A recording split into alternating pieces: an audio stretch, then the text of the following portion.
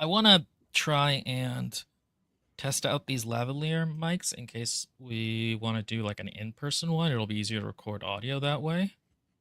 If like we can have like 3 people, each with their own mic. So I'm gonna try it though, just recording on my phone at the same time. And that'll give me a sense of. Hello, people. We have one person with us. You know what I wasn't able to do? That? On the upper left of the video where I am. Oh, right. Right. It's quite right. What were you saying before I interrupted you? Just that I'm going to test it out with my phone to see if I get the same or worse quality. But... No, you'd already said that. You were saying something else. It'll get us better quality if we're in a group and each of us can have like a lavalier mic. You'd finished that too. Oh.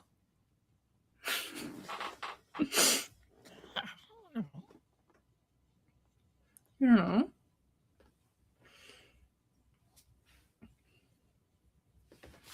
Record respectfully around. Records respectfully. Records respectfully. Okay, yeah, so we're just picking up from this one. Okay. Hey, Chris, thank you. Hello, Chris. I was saying, unfortunately, I didn't get a chance to read everyone's final thoughts, even though I really wanted to, because I just forgot until about 10 minutes ago. Oh. Yeah, I was going to do that too. Oh, Chrissy M. Yeah, we were literally looking forward to this. And that is gonna be an interesting thing we're gonna have to work through. First, of course, though, I need to give everybody a Kitbosh Keep Up. This is your exclusive content. What I've been doing is I have been magnetizing my Ogre war bosses on Pygmy Mammoths.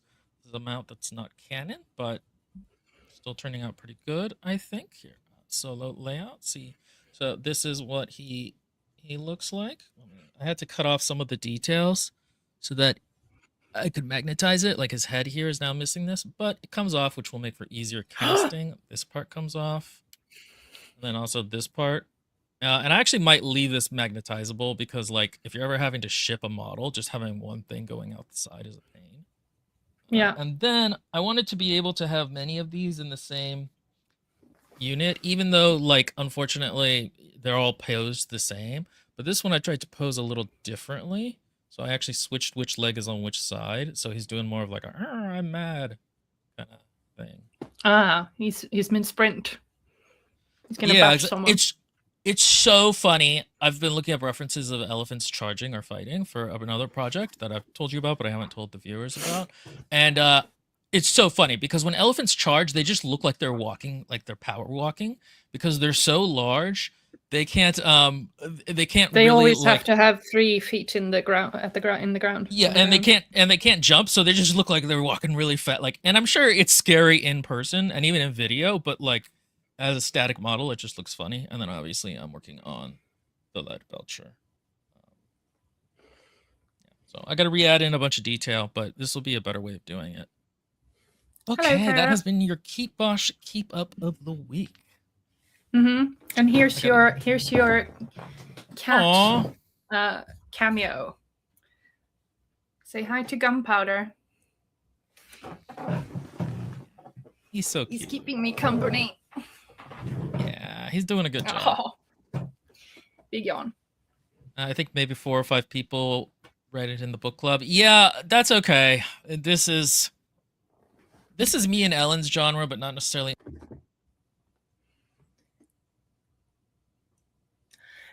He was saying that this is our genre, but not necessarily the preferred genre of a lot of the book club people. Yeah. Because it's like Western horror vibes, and our book club is like lady books for ladies. Gunpowder just woke up. He's like, what the fuck? What the fuck is going on? He just has these yellow eyes out of nowhere. Yeah. Actually, I think those are his ears. It's Oh, funny I because think she has two black cats, Pamela and Gunpowder, and Molly left. you can only tell them apart because Gunpowder is like twice the size of Pamela. Like Pamela is this petite, very respectful little cat, and then Gunpowder is like this slightly overweight panther going around everywhere. That was very rude. He's just a big plum. He's my favorite. I do like Sheldon though. Sheldon is her mom's and dad's cat, and he's like an old Siberian tiger. Yeah, he's actually half ragdoll, and half just barnyard cat. And he looks exactly like a barnyard cat, but he has kind of like the mentality of a breed cat. I like him. He was very nice to me right off the bat, and he's a Siberian tiger who knows his territory. Hey Dominique. Yeah, and I have a cat flap, so he doesn't live with me, but he lives with me. He's moved in. He wanders around. Yeah, hi Dominique. Thank you for making the first one. Did you actually read it? Because apparently a lot of people didn't, and that's okay. This is college. You don't actually need to read the books you're assigned. Is that a breaking noise? I thought I heard something breaking. It might be me who's punching things. Oh yes, it's your anger issues. Yeah. Yeah, we're going to talk about this in the actual review, and I don't necessarily know how you guys feel about it because I didn't get a chance to read any of your final thoughts on it, but like I knew people in the book club didn't like it, and for the first half I couldn't figure out why. I was like, this is nicely creepy and atmospheric, and like it's not bad, and then the book just kind of goes, I don't like that. Which, if you guys disagree with, I'm happy. Is that an academic term, William?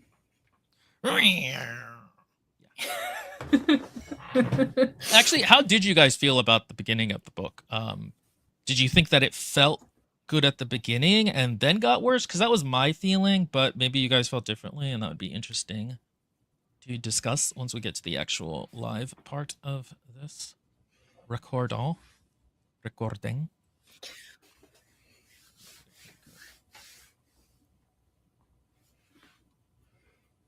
You know what I think I'm finally gonna release?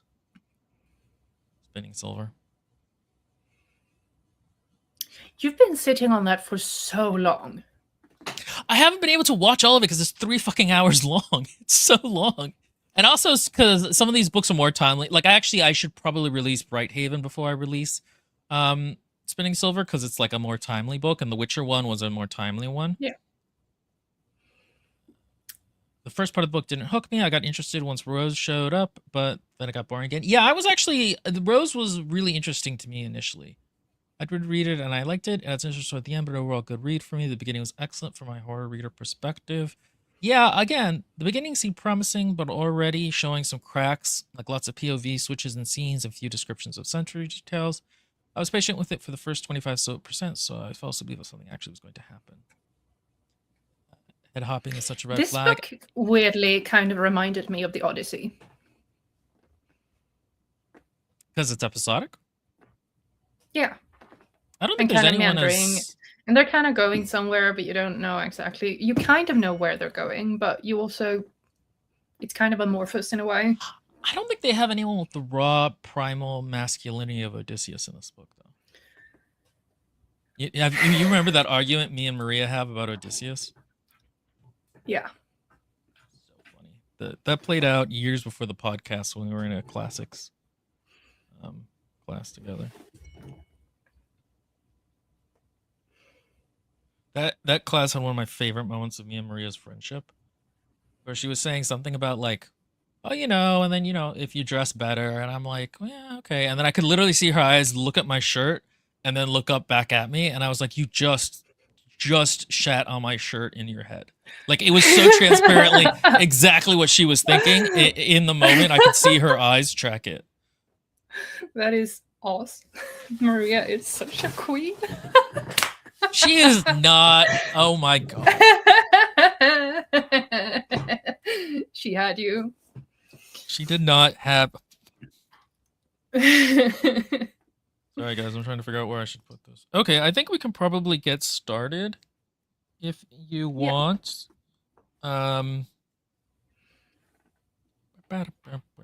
To recap the conversation William and I had yesterday, it was like, it's almost impossible to, he said, it's almost impossible to keep track of the characters. And I was like, yeah, I kind of like that bit of it. And he's like, I'm going to totally rely on you for all the character names.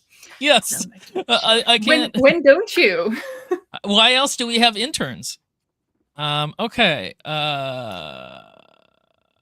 Okay, yeah, let's go ahead and oh, you should have dressed up all witchy. That's funny. I didn't think of that. I could have dressed up all cowboy-y. I am witchy. I actually have I'm just a witch who's had enough shit. Like, I like cat, I like coffee, and maybe 3 people. You know what it is? You're a witch who's evolved from just cats to coffee. You're a new world witch. Okay. I'm a colonial witch. Sorry, guys, we're coughing directly into the mic. Okay, you want to bring us in? No. You know what's hilarious? There's such a divide. I have all light colors and blues, and you have all dark colors and reds. Yeah. Yeah, Chris, I do have 2 black cats, and if I wasn't currently unemployed, I would have more black cats. Very pale as well. Cats. Lives in the countryside.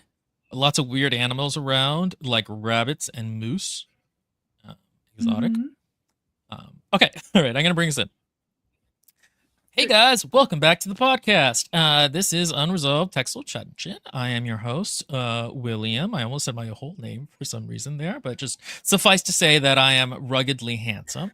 And with me is my co-host,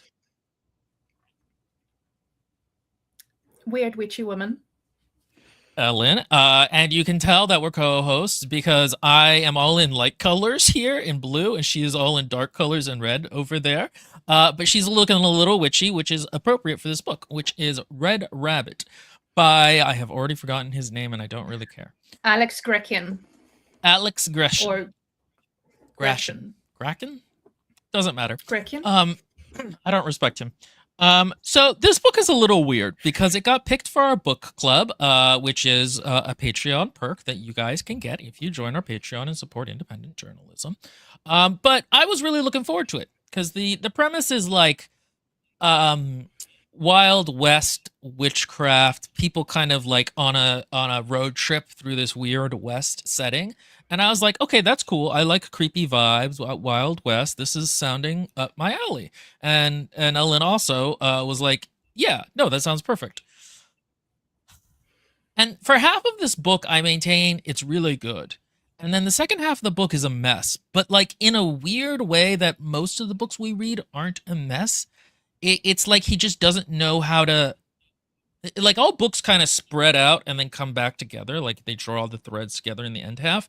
And he doesn't really do that. He just keeps spreading out. And he also seems to get bored of certain of his characters.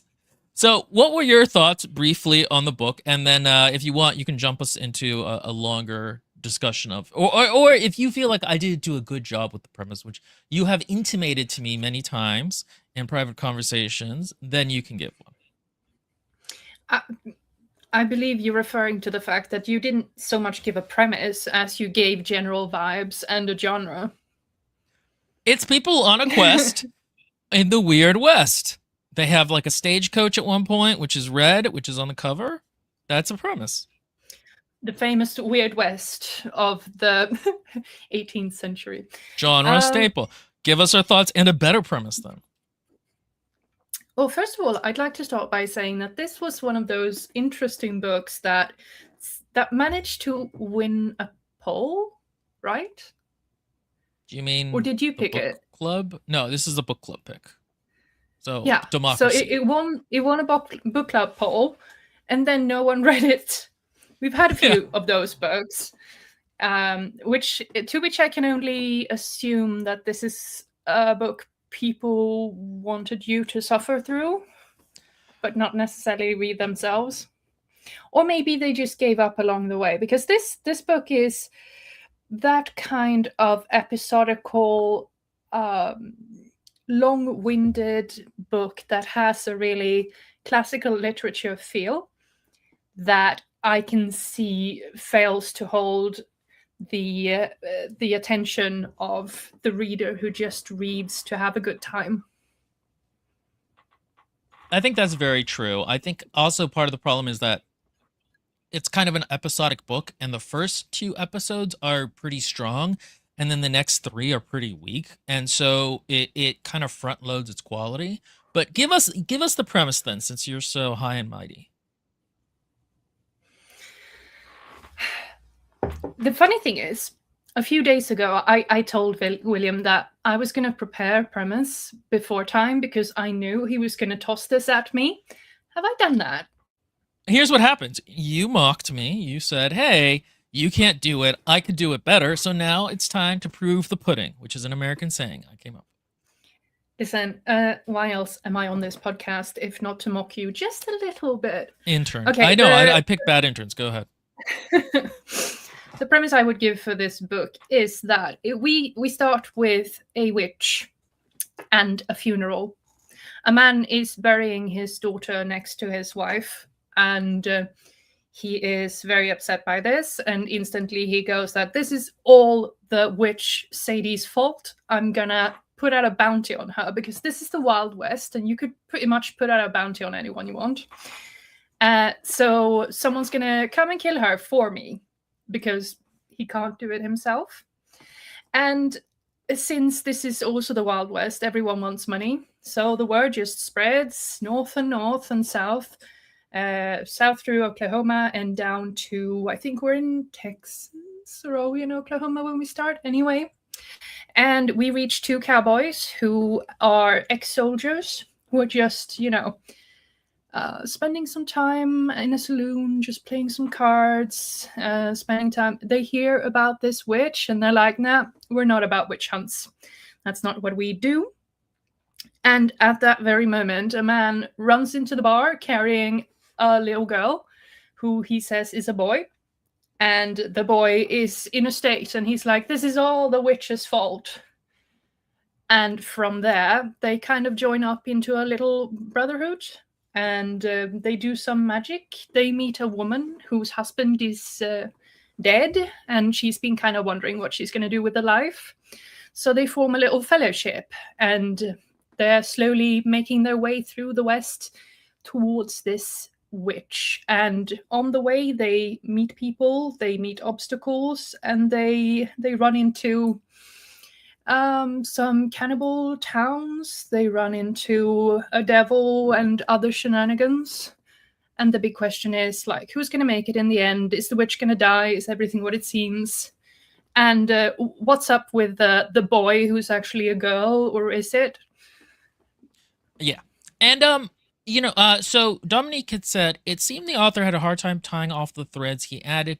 They were all interesting individually, but without proper tie-in, they all suffer. And Chris had said, in my opinion, it needed to be a short story collection, and even then it needed more character development. The character depth was non-existent. And I think those are both true, because when you start this book, you think it's going to be not necessarily a character study per se, but a book that's very focused on its characters and kind of developing them and letting you know more about them and their emotions. And it starts off promising. There's a distanced tone, but that's not necessarily a problem when it comes to a book like this. It actually works very nicely. But as you interact, or not interact, but the more you see of these characters as the book goes on, the less depthful they become. Like, they reach full depth at about like 30% of the way through the book. The first half. And then they just kind of, it feels like the author got tired of them and moved on to a different cast that was kind of there the whole time, but wasn't.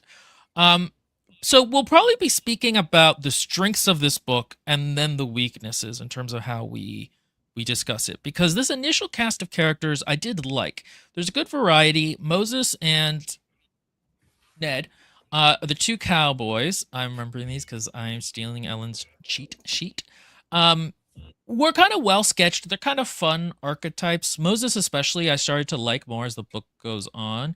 He's black. He was a medic in the army. There's a little bit of depth to him. The narrator does a good voice for him as well. It feels kind of authentic. And he's a good dude. Ned is like not. I feel like Ned is a less well sketched character in that he just kind of like there's some informed traits about him. Rose is the character that I really liked, though. She's the house not housewoman, the wife of Joe Mullins, because she starts off her story in like the fancier, not West place in America at the time. And she's kind of pressured to leave her school teacher life and living with her mother because her mother wants to get married. So she's kind of pushed out. And she goes into this marriage that she's not necessarily happy in, but she's contented in.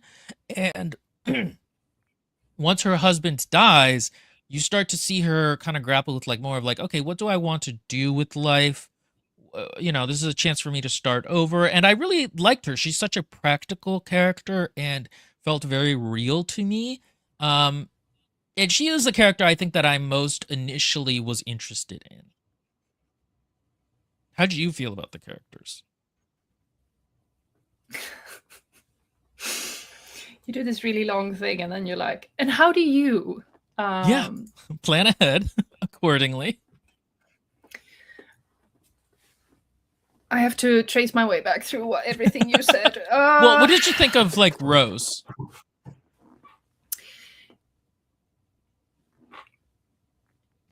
No, that doesn't. No, it doesn't work. It doesn't work. Because you're on your train of thought, and then I'm supposed to just pick up and have something ready, and I don't. Okay, what do you want to talk about? Let's just start with the plot. Okay, and the last character that is there is the witch hunter called Tom. Who initially you think is going to be he's like a bumbling character, but at one point, and one of the stronger parts of the book is when his like witch knowledge actually pays off after him being a bumbling idiot for the first like fourth of the book. And so I thought he was going to be kind of like fun, but you never really figure out more depth about him. There's a lot of there's a lot of head hopping, as one of the comments said earlier. And a lot of these characters, they're well sketched, but they feel very like Wild West, kind of like not scum, but like border frontier people who are like a little tough and selfish. And again, well sketched, but there's a lot of them, and Tom kind of falls into that. Rabbit is not even really a character. She's just kind of there. And like it's not even like she interacts with people while being silent. She just literally doesn't interact with people. Well, she's kind of, in a sense, she's their fire alarm, because when Rabbit runs away, they know they're in trouble. Yeah, I meant from like a character perspective, though. There's just nothing. She's a MacGuffin. She could be replaced with like a chest for most of the book, and then a person comes out of the chest, and you'd be like, "Oh, okay, yeah." Chris says, "Rabbit is luggage." Exactly. Yeah, you're front loading.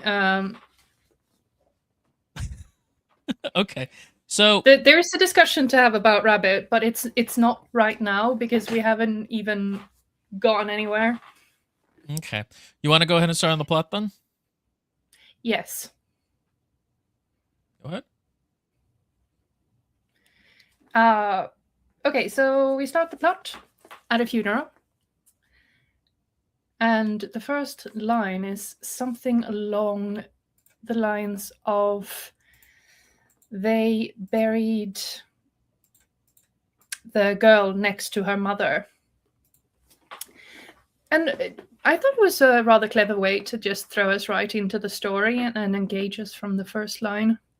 Because there's two types of stories. There's the type of story where you have to read a couple of chapters, maybe 3, 4, before you get a sense of movement in the story. Whereas here we just plop right in, and we get something. We get a dramatic moment right away.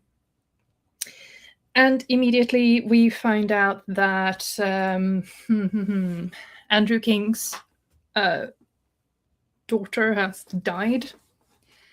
And he blames the witch, Sadie Grace. And it's not exactly clear why either quite how his daughter died or what was going on or why he thinks the witch did it. You kind of get the impression that this is just some like small town bigoted racism, not racism, sexism kind of a thing. That was at least my impression initially of what the book was trying to push, and it's not really wrong. His another younger guy shows up, Duff Duncan, who was like into his daughter, and he also wants revenge on the witch. But the two of them are like, ugh, can't. Witches are tough though. Don't want to go messing with one. Why don't we put a bounty on her? And so they put out a bounty, as we had said at the premise, and that's what starts everything rolling, really. Moses, yeah, and so that's when we switch to Moses and Ned in a saloon, and we get a little bit of a sketch of their character. And Tom kind of comes in being like, oh no. Oh, and the thing we realize about Ned and Moses is that they're just like, they don't really know what they're doing right now. They got a little bit of money, so they're just kind of wandering around. So they're not like very tied down, which I thought was kind of an never interesting... says it out, right? But you get the sense that they were soldiers, and now that they're dismissed, they're kind of living from mouth to mouth, or whatever the expression is, hand to hand. They live from job to job. So they do a job, they get some money, and then they just kind of move around and live a little bit. And then they figure out what to do next for more money. So at this time, we learn that they still have money. They were not intending to take up any work right now. They're just unwinding and they're playing cards. And suddenly Tom bursts into the saloon and he's like, oh my God, the witch did this to my boy. And immediately the men are like, that's not a boy, that's a girl. Is this old man dumb? Or what's going on? What's he doing? And the boy is unconscious. Well, the boy girl is unconscious. And we find out that Moses has some experience as a medic. I think they call it a medic at this time. A butcher surgeon, barber surgeon, whatever. Yeah, I because they both served in the American Civil War. I think they served in the 54th. The Fighting 54th. Yeah, I don't remember exactly which one. I think it's funny because Tom's like, I don't think you fought on my side, and Moses is like, I don't think I did. Because Moses is black. And this is right after the Civil War. So even though technically there are no slaves anymore, like we have a lot of casual racism. Like, spoiler alert, that will last for at least another 100 to 150 years. Yeah. And this book is definitely doing that thing where the racism is just there. It's so ingrained. The characters are mostly, if not all, horribly racist. And the book isn't really trying to talk about any moral values. Racist. They're a little bigoted. Pretty horribly racist. And the book isn't doing that virtue signaling thing that a lot of modern, especially YA books do, where it's kind of like it's doing it to show a point of just how terrible these people are so that your main characters can show up and be the good guys. It's doing a more faithful thing where even our good guys are kind of racist, and what makes them good is really that they are a lot more accepting and emotionally intelligent than most of the other people that they encounter. So at first, Tom is rather like, I don't know about this black fella. I ain't suited to touch my boy. And they're like, what are you doing with that child to begin with? And Moses is like, no, I need to see this girl because, she's in a state. So they kind of wonder what Tom is doing with the child and how the child ended up being in this state. So they find out that what Tom has been doing is that he's a witch hunter. He's on this bounty and he wants to kill the witch. And he has this, he found the rabbit next to an burned out farm. And he thinks is it Choctaw? I don't remember. I'll be honest. He We could just thinks say. that a tribe of natives had burned the farm down, and immediately people are like, "Nah, that doesn't sound right." But he says that, oh, he found the rabbit next to it, and he's been taking the rabbit along ever since. The rabbit is good company because rabbit doesn't talk, and Tom likes being listened to. Yeah. Um, More yeah. than listening. So what they've been doing is that he'd been trying to put a hex on the witch, so he wouldn't actually have to show up and fight her personally. So he was just It's trying to so hex her from funny. afar, so she would die, and then he would just go and collect the bounty in his mind. That makes sense. So what he did is that he found a fresh grave and desecrated it, and he's very pleased with himself about this. He's not like, ashamed at all. He's like, I needed a fresh grave. We put the doll, and when we put the nail through the doll, what happened is Rabbit kind of fell went off. wonky. Yeah, and the idea So is the that men are like, okay. yeah, the idea is that he ties the spirit of the grave of whoever died to the witch, and then the spirit will go there and bring the witch like into death or whatever. And it's Yeah. immediately I kind of liked the setting here and how it handles magic because it's just like a little tuned up from our world in that like there's clearly still a lot of superstition that's unfounded, but there is something like witchcraft that people acknowledge is real. And so it's literally like our world, but if you just tuned up how much magic there is to actually exist some. And more than that, the magic we're gonna run into is not really a hard magic system, and it's pretty horrific in certain cases, and I really liked how it was handled. Yeah, Throughout. I will say that this book is doing one of my favorite things, which is that it's historical fantasy. So it's kind of playing both fields. It's doing what's supposed to feel like a faithful retelling of our past, and then it just sprinkles in the fantasy element, and it doesn't go too far in trying to explain how things work or how they got this way. It's treating the world as if it's natural and it's always been this way, and it's treating old superstitions as if, what if they were real? Like, what? Because everyone they meet doesn't actually believe that Tom is a witch hunter. Everyone they meet doesn't actually believe in witches, but it's also kind of real at the same time, and we don't know to which extent magic exists. We don't Yeah. know what it's capable of, and the book Yeah, does a it's good thing interesting. in playing this to its strength because it keeps you on your toes, kind of. It's almost a little bit like how we view technology now, where it's like we know an engine works, but we don't really know how it works. And so, if an engine, if you know the mechanic tells you your car needs a certain amount of repairs, you can't actually check. It is sort of magic to you. It's like a black box. She doesn't. Okay, so for those who don't know, Ellen is in Sweden, where not every mechanic is a scumbag like here in the States. And I say that as an Yeah, uncle who is a mechanic. and it's considered somewhat responsible that if you own a car, you should know the basics of how it works. Yeah, Sweden's real weird, guys. I went there. It's cold. So that I liked in terms of the setting. And I think the author kind of gets it across pretty quickly. So one of the things that happens is the grave they desecrated is Nettles' husband, which we'll get to in a second.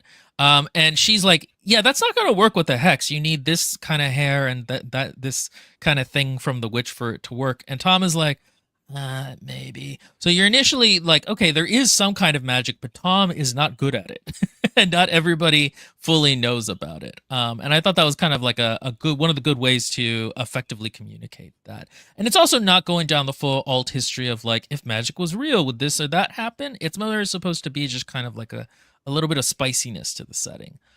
Which sometimes alternate history magic worlds can be like, well, if this happens, then why doesn't this happen? But here I felt it was communicated to the reader early on what the boundaries of this were, and I thought that kind of helped because a lot of times it's really just about the author communicating the reader what to expect, and the reader will be like, okay, that makes sense. Whereas like in other worlds where like the author isn't clear about it, you begin to be like, okay, well, Napoleon had dragons, then how do they even get to this part in history? I'm saying this about one of my favorite series, but But I thought that was an interesting choice that worked pretty well. And Dominic Chiara said the magic incorporation was great. It was a supernatural, but in a folkloric manner rather than a light, spooky way. Yeah, I think that's it. I think it is kind of folkloric in that, like, it's not going to change the wheels of government, but it is still kind of there. Yeah, and without actually going into so far as explanations go, the book kind of hints at why this is, because you kind of figure out that as a witch, they're pretty rare, and part of the challenge they face is that when they stay too long in one place, it causes trouble because they are a special person among normal humans. So usually shit stirs up, so they kind of need to keep moving, and they're kind of benefiting from the fact that not everyone believes they exist. Mm-hmm. And they're almost there is a utility to keeping magic kind of mystical and mythical, and maybe it's there, maybe it isn't. They're almost a bit like a storm. Like, they're almost more, and their magic is more like a kind of like elemental thing. Like, they're almost a glitch in reality. And that's where a lot of the magic comes from, is from these few sources. It's not like a hard magic system, which I usually don't like, but we just read Blood over Brighthaven, which was quite good. Also, importantly, Max says, can I say that Will's beard is a strong Riker level 3 and Lindy's hair is a fire? Thank you. Yeah. He's right. It is a Riker level 3. He looks very good. I was explaining to her while I was there that Riker is an incredibly annoying character until he gets a beard, and then he becomes like 30% less annoying. And it's... I swear, before the beard, you see just how incredibly deranged he looks. Because he's got these eyes, and he's like... he's just full-on creepy white man. Sorry creepy. to the white men out there.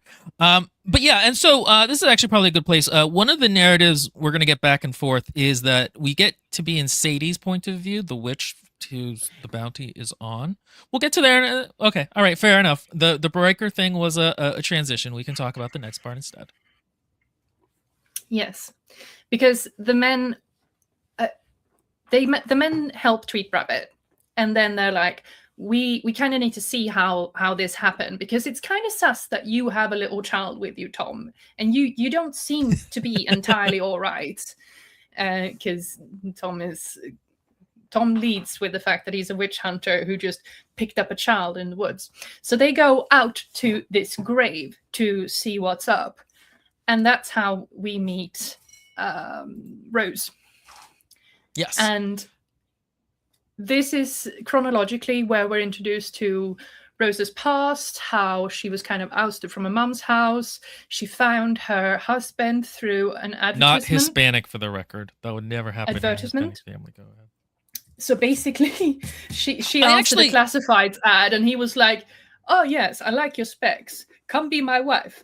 I loved this because it's a real historical detail which helps ground the world, and it also tells you kind of how practical these people are, and that, like, this is not a society that necessarily values the things we value. Like, their marriage very much is a marriage proposition, and even in his ad, he's like, "You don't need to be that pretty." And she's like, "I'm really tall and I'm not skinny, thankfully. I would be okay doing this and that, around the house." And like, this is a real thing. Even in like the Pride and Prejudice time period, like, people would have classified ads to just get married. And again, it's one of these little details that makes you go, "Oh, this is a real place, in a real time with, like, there's more going on under the surface here."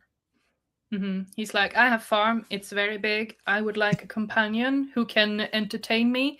And it's a good thing if you're somewhat practical." And she's like, "I'm tall, I'm strong, I can do this and that, I can sew, I can sing, I can read passably, I love reading.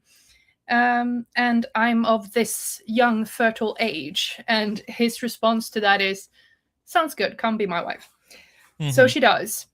And she goes out to join him, and I mean, it's a marriage that's arranged. It's very practical. They have a good time together, but there isn't that much warmth.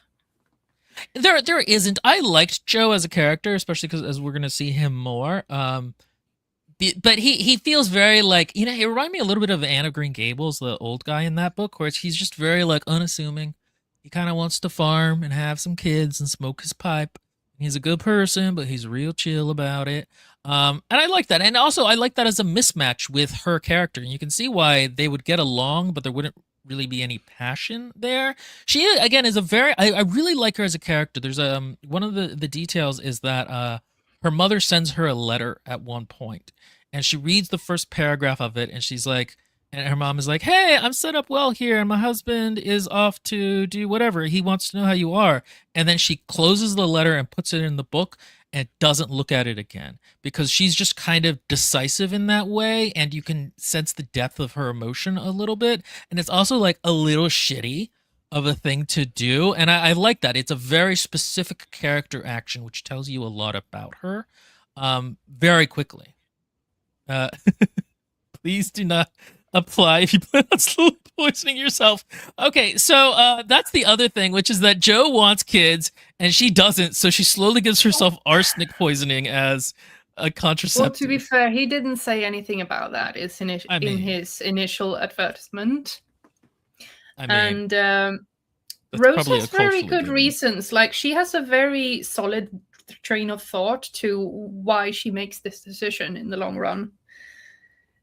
No, I agree. I mean, I think it makes sense, but also, like, I get why Joe would just think this is culturally people have kids, especially if you're getting married. And there's a really touching part, actually, where he's like, well, you know, we haven't been able to have kids, but they have an orphan train coming along, which is basically they just take orphans to get it's an orphan redistribution system. Because exactly, coming through, and he's like, in this day and age, people died left and right. So some kids' parents died, and some parents lost their kids. So they had this, and the railway was the new invention, the new communication between East and West. Yeah, and if you've read Anne of Green Gables too, you know that like the reason they pick her, even though they should think she's a boy, is because they're like, yeah, we want some free labor. And so, like, that's another kind of incentive is like, you know, it's an agrarian society. They want kind of labor, and you need kids, especially as you get older, to do the labor for you. And they go, and again, there's like a very kind of understatedness to their emotions that I liked. There's a sense that throughout, I actually liked how Rose's relationship to children in this book is, in that it's not that she dislikes children, she just doesn't really want one. And she's a little bit conflicted about it, though, and you see that in this scene where it ends up that like all the orphans got picked before they got there, so there aren't any. And she's like kind of glad of that, but at the same time, it seems like she would have been okay relieved. If there had. She's relieved. Glad. She's relieved. Relieved because she had internally been wondering how she was going to cope with a child, how she would be a good parent, how she would balance all these qualities needed. Like, you get a very strong sense that she is very serious about the role as a parent and the role a parent is supposed to fulfill. And she's really worried that she would not be able to fill those shoes. So she would allow it for the sake of her husband. But when it doesn't actually come to pass, she's like, oh, thank God. Yeah, she's like, ha, dodged a bullet. And this is one of the things I can keep reading my books. Everything's going to be fine. This is one of the things that early on in the book you think is gonna flower into more character growth, but it's really not. Like, there's a throwaway line later in the book that says like she didn't want to pass on like the darkness, to paraphrase, like the darkness in her to someone else or deal with that. But it's not really explored either through plot or even thought. Again, this book kind of forgets to have arcs for its characters. But I kind of like her arc of that she was kind of afraid of parenthood, not just the being pregnant and giving birth out in the West without access to a doctor, but the actual parenting part. And then when she is kind of put in charge, when she meets Rabbit, she kind of puts herself in charge and becomes a parent figure to Rabbit without being asked to. And when it's just thrust upon her, she actually really steps up and does a good job. Well, the thing is, she was a school teacher, so she's actually pretty good with kids. She just didn't necessarily want one that was emotionally tied in the way that a child is emotionally tied to your self image. Um, and and that's what happens is we figure out later that Joe had realized she was taking arsenic and thought she was trying to kill herself. And that depressed him so much he killed himself. But to her at the time, it But just looks like he has a stroke. we don't find that out right now. Right. We just find out that Joe has a stomach ache one evening, and then during the night he passes away, and she keeps his body cool, and slowly, bit by bit, she digs his grave. Even though she's a woman and the ground is kind of hard, she does it. So that is an act of love, kind of in itself. And after she's buried him, she is sort of at odds with what she's going to do now, because she knows she cannot work this farm alone. She doesn't have the skill, she doesn't have the strength, and even her husband used to hire in people at the end of the season in order to like get all the, I don't know if they grew grains, but to harvest. Yeah, for the harvest. He hired in help.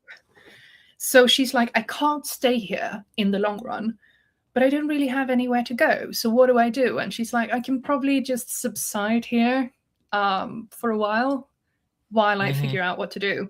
So that is what she's doing when one night she looks out at her husband's grave and she sees 3 men and a child standing there.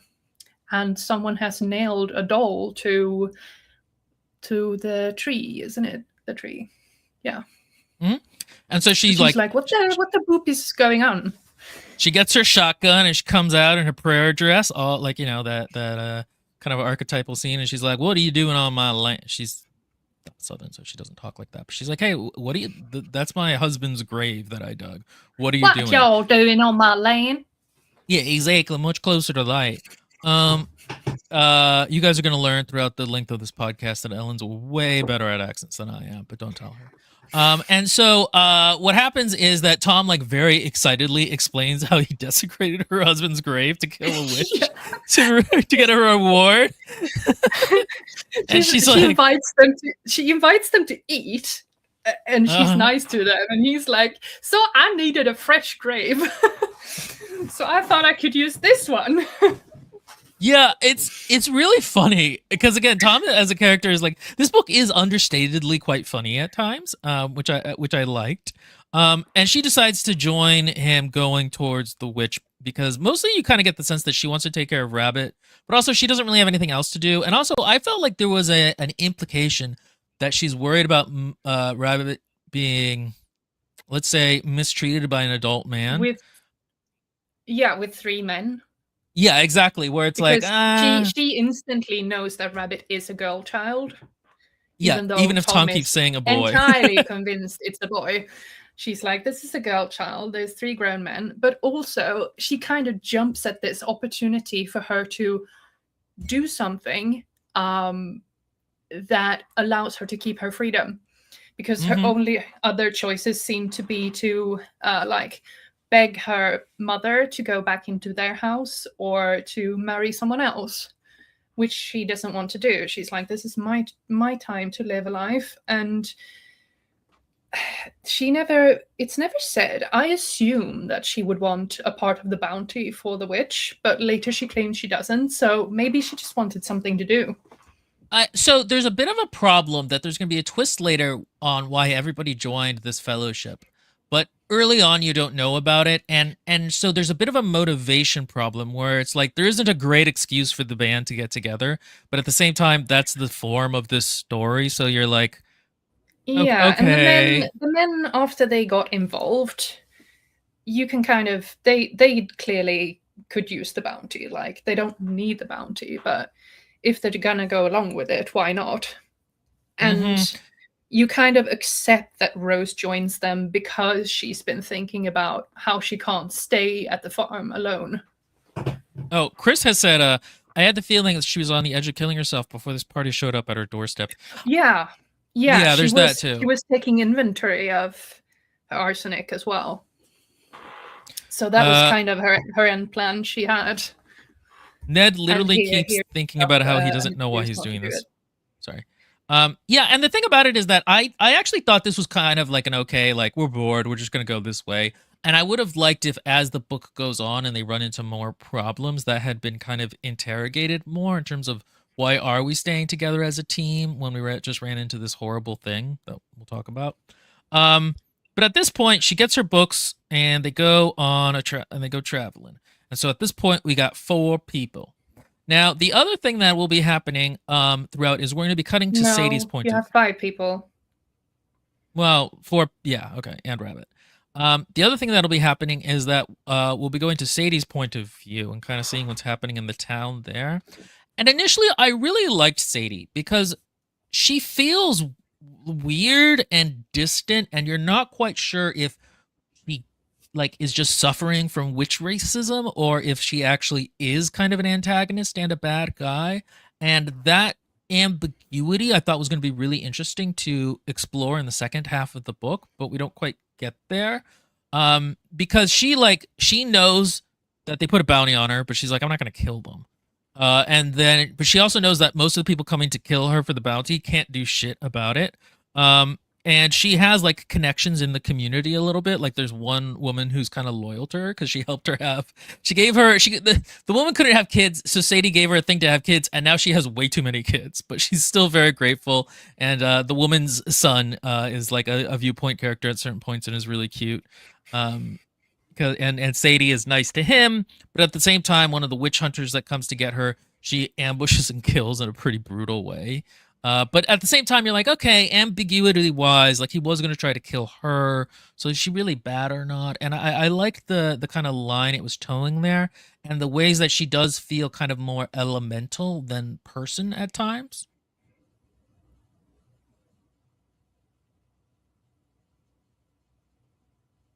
Are you done?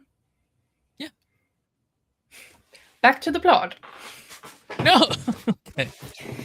You just jumped a long way forward. The first time we meet Sadie is that she kind of wakes up. She doesn't remember what's happened to her. She has a doctor who says like, it looks like you've delivered a her child. backstory, yes. It's the first time we are in Sadie's point of view. Okay. Good. I lost my train of thought. Yeah, her backstory is basically that she woke up and a doctor said, "Hey, that's weird. You had a kid, but you don't now, and you seem like you're not doing great." And she's like, she kind of wanders through the world a little bit. She like meets some people. She can turn into a bear sometimes. She eventually finds a house where the 2 people had committed schmooicide, and she just decides to kind of take the house for her own, and that's how she became part of this village. And that's what feels kind of weird about it, is clearly she is something inhuman.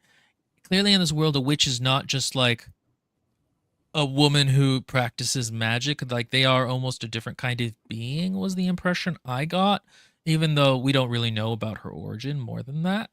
And that kind of fits in with a few of the other supernatural beings we'll run into. Dominique's... It's folkloric as opposed to the Maleficarum book. Like witchcraft isn't something you practice; it's something you're born with. And as such, we meet Sadie when she's kind of in this state in her life where she doesn't have a home. She looks for a place to stay for a while. You immediately get this sense that she lives alone. She lives kind of nomadically, and her idea of a home is to take over a house where people have died in it. And she's like, "Great, I'm gonna stay here now." But she's also nice about it because she drags the old couple out. Like the man's wife had died of other causes. She had an infected wound, I think, and he had killed himself. So she drags them out and she buries them. She shows them a lot of respect in that sense, but she also she takes up their lives, and she goes down to the general store and she's like, "You know that house up on the hill?" And they're like, "Yeah, it's Sweetwater Ranch," or something like that. She's like, and they say it belongs to the name. the sis. And she's like, nah, it belongs to me now. I live here now. And they're like, okay, cool, great. And that gives you this really strong sense of the West. Like it's not today's society. You don't have a registered address. Lots of homesteads are just abandoned when the owners give up or die, and if you come across it, you can kind of just move in, sort of, and life goes on. Yeah, it very much has that kind of feeling to it. And there's, again, that kind of fits her character of being a little bit spacey. Dominique said, Sadie's chapters were some of my favorites. I found the stoic, amoral narrative was intriguing and kind of funny to me for some reason. Yeah, the book is a little bit funny at times in that kind of flat humor kind of way that you know the West is kind of often characterized as.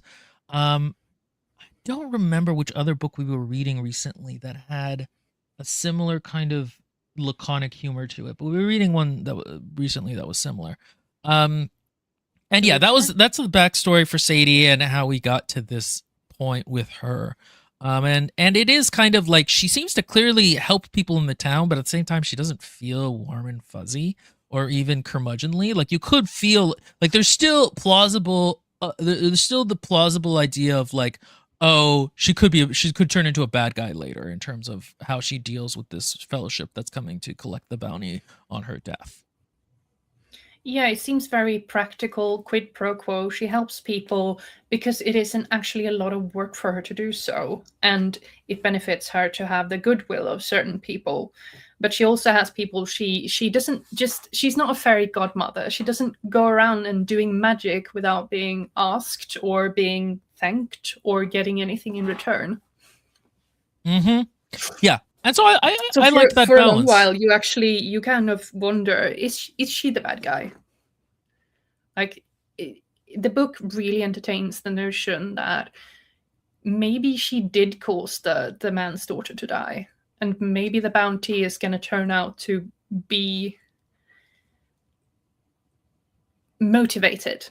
Yeah, exactly. And that's like a kind of a nice little tension the book has. At this point, the book was flying by for me. I was like, oh, this is moving quickly, and this is kind of interesting.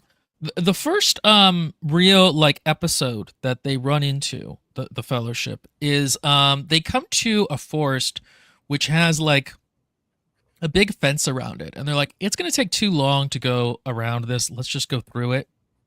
So they take down the fence, and they go inside, and they find a guy who hanged himself, and Moses takes him down and is like, we got to bury him. It starts with them finding a guy who hanged himself, and then they move around the place a little more, and they see more and more and more people hanging from the trees. Yeah. And they're really shocked, and they're like, what the fuck happened here? Did all of these people, is this an execution ground? Like, what happened? Why are all the bodies not the same age? Because some of them have been hanging there for a really long time, and this young black man was like, he was rather fresh. He had just died. And I actually really liked the detail. And immediately Tom is like, did Moses know this Negro? I actually really liked how understated it was, that like, because you could, if you don't understand like racism at the time, you might be like, why is Moses so interested in taking this guy and giving him a good burial and cutting him down initially? But like we do, so we're like, oh, Moses knows that he feels a kinship with this guy who he thinks maybe was lynched initially. Like that was the implication I got from it, was that he thought he was lynched. And like, yeah, because they have this discussion like, oh, was he a thief? And they say, no, if he was a thief, they would have taken his boots, they would have taken his belongings, but no one's done that. He's just hanging here and he's entire. So you do get the sense that Moses think that it could have been a lynching, because they're in the South as well. Mm-hmm. And so I liked that. Again, the book has a really light hand with Moses that I think works in terms of like, racism is a part of the world, but it's also not actually a huge theme of this story. So we'll touch on it, but we're not going to necessarily linger on it. it's not one of these things where it's like he's debilitated in what he can do in his actions in the plot. No, it's just kind of a part of things. And I think that's a nice balance. So often we read books where like sexism is either all or nothing. And I feel like this is kind of a better way of doing it.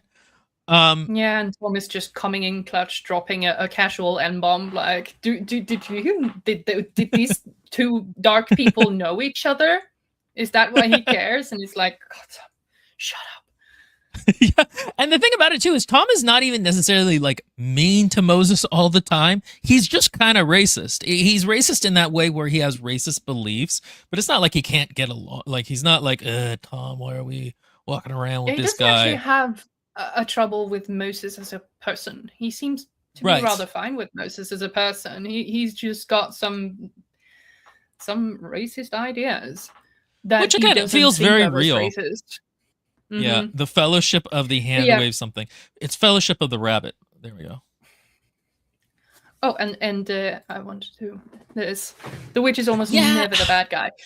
The funny thing is though Lame. that Sadie is kind of both, which is something I respect about this book. Like it's doing that gray morality where people are people and there's all kinds of shades of people. Like some people are worse people and some people are better people, but no one is perfect. And no Mhm. one is perfectly innocent. Yeah, and everyone's kind of doing their own thing. Dominique says the book handled racism and race well. In my opinion, the last thing I needed was a surprise hard R in the middle of a book I was enjoying.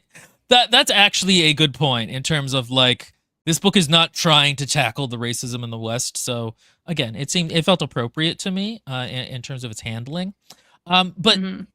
the guy But wasn't everywhere- lynched. It was just a bunch of No, people but who handled everyone's like, "Oh, don't! Let's protect Rabbit. Let's not make Rabbit see this." And then they figure out that there's bodies hanging everywhere, and they're like, "Shit, shit, shit." Okay, so we're gonna cut this guy down. Moses wants to bring him along and give him a decent burial. So they're like, "You, Rabbit, you wait here with this body, and we're gonna go around and look at all the other bodies." And they kind of do this whole survey, and they conclude that, these people look like they did this to themselves, which is kind of inexplicable in itself. Like, what is this random place in the woods where people come to hang themselves? And it's not explained at the time. They take the body of this guy with them, and they put him on the cart because they have a little cart.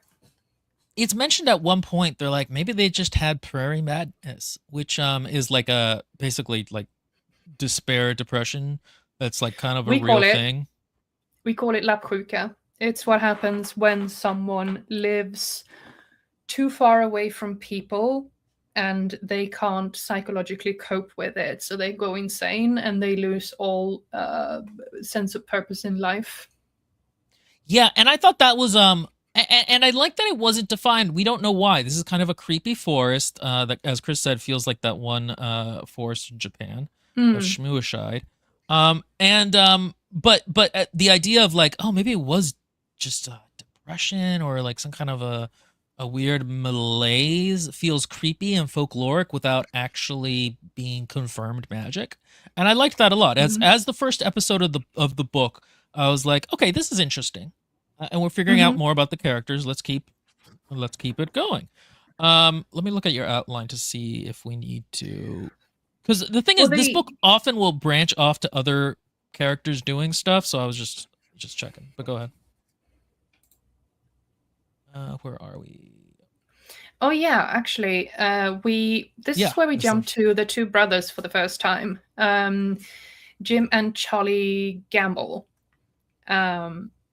who are. Charlie is the deputy, and his brother Jim is the sheriff in the city. And we find them when they have arrested a horse thief, and they brought him in, and they're going to keep him overnight, and they're going to hang him in the morning. And we start finding out that something's happened to Charlie's wife. She is dead. It had something to do with a young man called Cortez, Benito Cortez. Benito Cortez. And we find that he is a wanted man. Like he murdered Charlie's wife, and right off, Charlie seems oddly nonplussed, but like he doesn't seem everything that upset by his wife's dead, and he seems kind of chill about having. He's like, oh yeah, he killed my wife, but I sent some marshals after him. So I'm just gonna sit here and wait for them to find this dude, and then we can have him killed and we can move on with our lives. And his brother is like, what sort of a man are you who's just gonna sit around here while some other people hunt for the man who killed your wife? And Charlie's like, oh, really? You mean that I should go do it? Well, and it's also not just his brother. His brother's like, the whole community thinks you're really weird for not having done this thing. And like, they're going to start ostracizing you. It's real. Because what happened is they were going to hang a guy, and then Charlie shot him in the jail cell because he was being because the guy was being annoying. And Charlie's like, if you don't shut up now, I'm just going to shoot you. And the guy's like, blah, blah, blah, blah, blah, keeps talking. And then Charlie shoots him. And he's like, oh, thank God. He's finally quiet. And you're like, this guy seems a little trigger happy. And then that's when his brother is like, well, everybody was fixing up for the hanging. They were going to have a potluck after. And, they might want to hang you now. And he's like, no, what? People like me. And his brother's like, no, they don't. Everyone thinks it's really weird. You're so chill about your wife and are just like, the marshals will handle it. And we're also introduced to the fact that Charlie has a weird rash going up his leg, and he's strangely obsessed with it, and he can't seem to cope with the fact that he has a rash. Yeah, Park mentions that, and then Labis says Charlie's heavily implied to have an STD, right? I feel like that's what the weird rash is. So the guy in the jail cell was telling him that it was the mark of a demon that was like taking him over. And at first he said it was poison sumac, and then the dude started making a joke that the rash was going to creep up to his penis.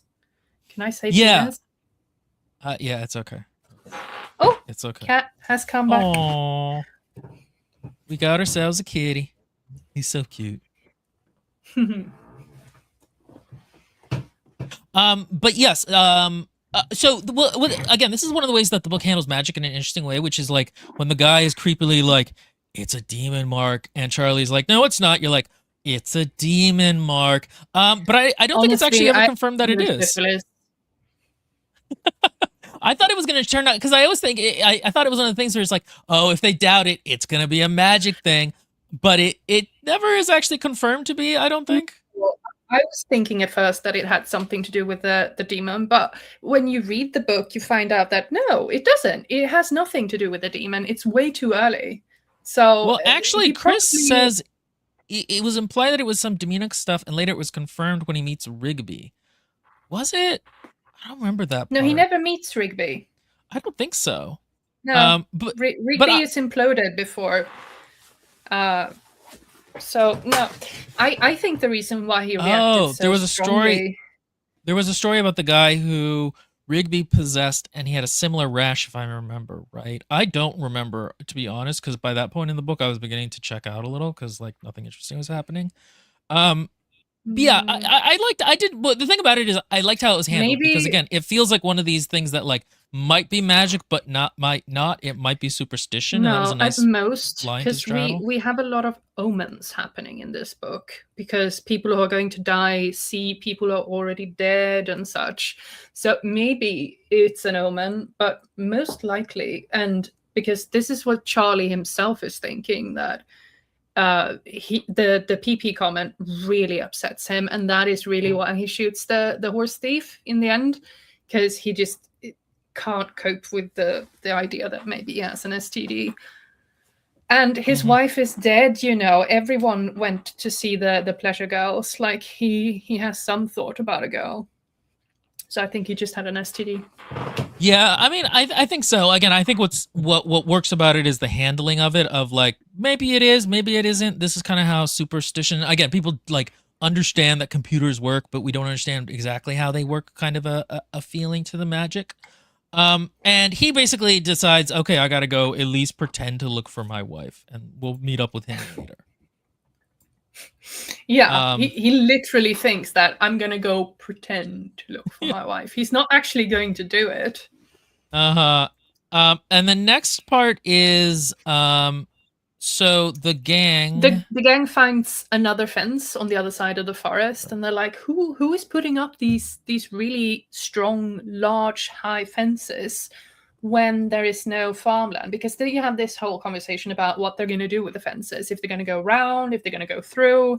And they're like, but this is not farmland. It's not being used. It's not a grazing ground. Like, why is this fence here? And they decide to go straight through it. And after that, they actually come upon a ranch house. So there is a ranch, yet no one is using the land at the moment. So they're like, huh, that's weird. Can we pause, actually, because I want to talk about this comment that Chris said. The book was very weird about the magic stuff. No one is shocked when supernatural stuff happens, and it made me confused about what is normal and what is considered weird in this world. So usually this would kind of annoy me, because as Miss Aliso said, it made all the world building feel very hand-wavy. But I think what it is that, like, it's as if, you know, people back then were more superstitious, and so it's as if a thing they believed was probably possible happened. They would be like, well, that's weird, but like I kind of thought that could happen anyway, type of a thing. Like nowadays we have a much stricter kind of scientific method. Things are either possible or not. Whereas back then it's like someone is a convinced Catholic, and then someone who they know gets cancer, and then this person goes into remission for some unexplained reason. Like the Catholic is just going to be like, oh, it's God. It's a or like they got touched by. They went to a saint, or they spoke to like one of those preachers who's like, be gone. Or even for a more like common one, it's kind of like the people who have AI psychosis, where it's like they think the AI is a person, and that's not how AI works, but that's kind of, or LLM specifically, but like that's kind of, it's close enough to a thing we believe to not be surprised by it. It's how confirmation bias works. Yeah, and so that's kind of how I felt like it was. And again, I think the author communicates it fairly well, but I could see how like it might not work for some people, because we do kind of expect there to be much more of a firm alt history kind of magic is this or that kind of a thing. And again, we live in an age where things are like, huh? I don't.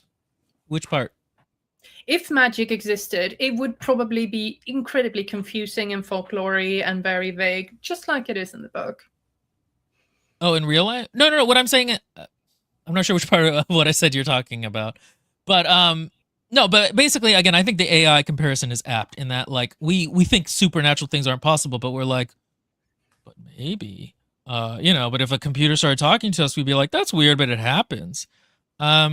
And Chris M says, yes, but if Catholic sees an angel or devil, you expect them to have a strong reaction, even if they believe in those things. Yeah, but if they've seen it like once or twice before or something like that, like it's mentioned like Moses saw some weird shit in the army, and it's like, it was probably just death, but like. Yeah, and it's not so much like seeing some vague mystic magic isn't really comparable to seeing an angel or a devil, because those are two extremities of the faith. That is like the great battle between heaven and hell. No, this is more like God's influence working through people.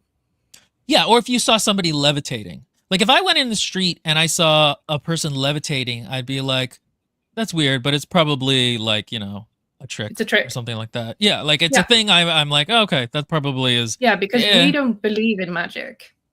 Right. But like, you know, if you go back then, it's like, oh, maybe he is levitating. You know, like weird shit happens. We're religious. We're superstitious. So that's kind of how I felt. Again, it worked for me. I could see it maybe not working for other people as much. But at this ranch, going back to it, they meet these two guys with evil voices. And the two guys are like, the ranch guy. Do they have evil voices? They have such evil voices. They're like, oh, the guy who runs the ranch isn't here right now. He went into town. And they're like, that's weird. Yeah, they meet Rigby and McDaniel. And they're like, we're marshals. Because they're like, are you the rancher? And they're like, do we look like the rancher? Huh? Do we look like ranchers? no, we're marshals. Actually, the rancher, he went to Wichita. Yeah, exactly. It's such a weird run. It's like, now he's off to Wichita. It's just like the Santa's off to the North Pole and the rancher's off to Wichita. And for some reason, he just left his farm with these marshals that he's never met before. And they're like, do you guys want to stay the night? We have some food. We can share it. Yeah, and it was like, okay, that's... Yeah. And what's weird is they decide to stay. This Mexican. And everyone immediately, all of the fellowship is immediately like, this is weird. I don't know about these guys, but I guess we'll stay. They're so shifty right away, especially Rigby. Like really so clearly evil. He's doing these innuendos, like, oh, you could stay for a while. And we're hunting for this Mexican. Have you seen him? This is a grave ordeal. We're gonna bring him in totally without torture. Yeah. And you're like, okay, guys. But it is a little creepy. I will say this episode is the strongest one of the book to me. It is by far the one that I think that works the best and is the high point. And also, I think why I expected the rest of the book to be better than it is, because it never quite reaches this height again. Because it is a little creepy. Because Chris says, going back to the magic thing for a second, for me, it took away from the spooky aspect because when you read a story, everything is relative to how the characters feels about things, and they were not spooked. I thought that worked because what we're going to happen is we're going to see this from the... I don't agree at all. If horror relies entirely on... Because we read the Dead Silence horror book, do you remember? God, it's called that Dead was Silence. A book you guys didn't get a review of, but it was a horror book that relied... It's about a space crew who comes to they find a space boat, a space luxury cruiser that's been missing for many, many years. And they enter it to try to figure out what happened to everyone on board and the ship itself. And that book relies very heavily on the characters being spooked, being upset, being like having very visceral reactions to what they find on the boat. And it's definitely not scary. There was like one good scene in the entire book, because the thing is, it's the same principle. Just because the character in the book laughs doesn't mean that you're laughing as a reader. You can't rely on characters' reactions to make the reader mirror what they're feeling. I think yes and no, because that is a thing authors do, but it is not necessarily a thing that always works, because as you said, sometimes the joke just isn't funny.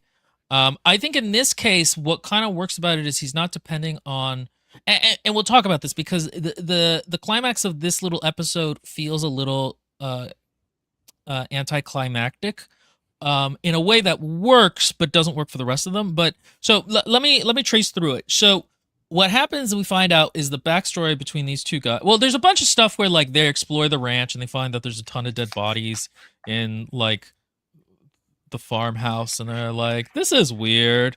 And what we find out is that the two guys, Rigby is a ghoul, or some kind of a supernatural creature that eats people, and he's taken McDaniel is the guy's name. We see a flashback of how McDaniel and Rigby met. They basically just met in camp one night, and when morning came, they decided to travel together. And McDaniel is very vague on why he would want to do this. You get the sense that he doesn't really know himself. And they meet up with Traveling Horse, who is a native man that we have met earlier in the narrative. Just very briefly, a couple of our characters have interacted with him. And they meet up with Traveling Horse, and they have him travel along with them. They're like, take us, we're going this place. Can you show us the way? Can you help us track this person? And one night, they just butcher and eat him. Seemingly randomly. It's very interesting because this is told from McDaniel's point of view, and there is a distance to it of him seeing Rigby do this. But the thing is that McDaniel was not like a great guy to begin with. You get the sense that like he was kind of a bad guy, but like this is another level of watching this guy butcher and torture to death someone else and eat them. And they keep doing that. They keep coming across people, and he keeps eating them. And it has this great kind of like, and I followed the devil down a road kind of a feel to it. That I really liked. I thought it was genuinely a little creepy and atmospheric. At first, he expresses a kind of surprise at himself. He's like, "How am I doing this?" And I don't know if you've ever had a moment in your life where you've just kind of stepped outside yourself and looked down and be like, "Why am I doing this?" But I have. So that was kind of relatable in the sense of not cannibalism, but you've had that experience, and you can kind of sense that he's sort of rather quickly just losing control of himself, and he doesn't agree with what Rigby's doing, but he's just accepting it rather oddly. But anyway, this is how we're introduced to the idea of ghouls, which is humans who eat human flesh And as a means of survival. And that was again, I felt like that was nicely creepy. And you're getting like a sense of, and one of the other things is that Rabbit has just like fucked off. And they're like, "Ooh, Rabbit kind of knows when danger is, but we got to find her." So they all split up to go find her. Because Rose, she locks the window at night. She's like, "Okay, we're gonna stay safe inside our room and just sleep here, and then we're gonna move on in the morning." And in the middle of the night, she wakes up and Rabbit is gone, and she hears someone outside her door, and she's like, "Who's there?" And he says like, "It's Ned, it's Ned." And she's like, "You're not Ned. You're Rigby. Like you don't sound anything like Ned. Don't pretend." And he's like, "I can be Ned if you want. I can even look like him if you want." She's like, "Go away, I'm gonna shoot you." And he's like, "Don't lie to me, Rose. You don't have a weapon." And she's like, "I'm gonna scream then. I'm gonna scream so loud that my companions hear you." And then he goes away. And in the morning, Rabbit is gone, and everyone's like, "How did she get out?" Number one, because the window is still shut and locked. Number two, where the fuck is she? And this is when they split up to go look for her, why. And I was like, yeah, it's never said why Rabbit ran off, but you get the sense that she knows something is off as fuck, and the men have already started thinking that something is kind of off about these dudes. They're shady, and so they go out and they look. Well, actually, the night before, when they decide to stay over, they're like, "What are we going to do with this body?" Because they still have the body of the young black man with them. And they haven't found a good place to bury him yet. So they're like, "We can't bring him inside, but if we leave him outside, the pigs might eat him." And Ned's like, "Nah, he's not that fresh, the pigs are not going to eat him." But it's like, "Nah, it doesn't feel good to just leave him lying on the ground." So they're like, "But these guys, they have a carriage. What if we asked if we could borrow their carriage for the night?" And then they're like, "What if we don't even ask? What if we just put the body in their carriage for a night?" It's not like they'll ever know. And while they're doing this, they look at this carriage and they're like, "This is a fine carriage. Like, this is a good quality carriage. It doesn't really seem like something marshals would ride around in." So they take a closer look at the carriage. They stuff the body in the carriage, and then they take a closer look at him. And they find this name on the carriage. I can't remember what the name is. Do you? It's something with a W, but what's so funny is like that's a store around. That's like a chain of stores. It's like it was Wells Fargo, yes, which is like a bank. Fargo, yeah. So it's hilarious that like I just kept being like, "Oh, you mean the bank down the road?" But yeah, it's a bank.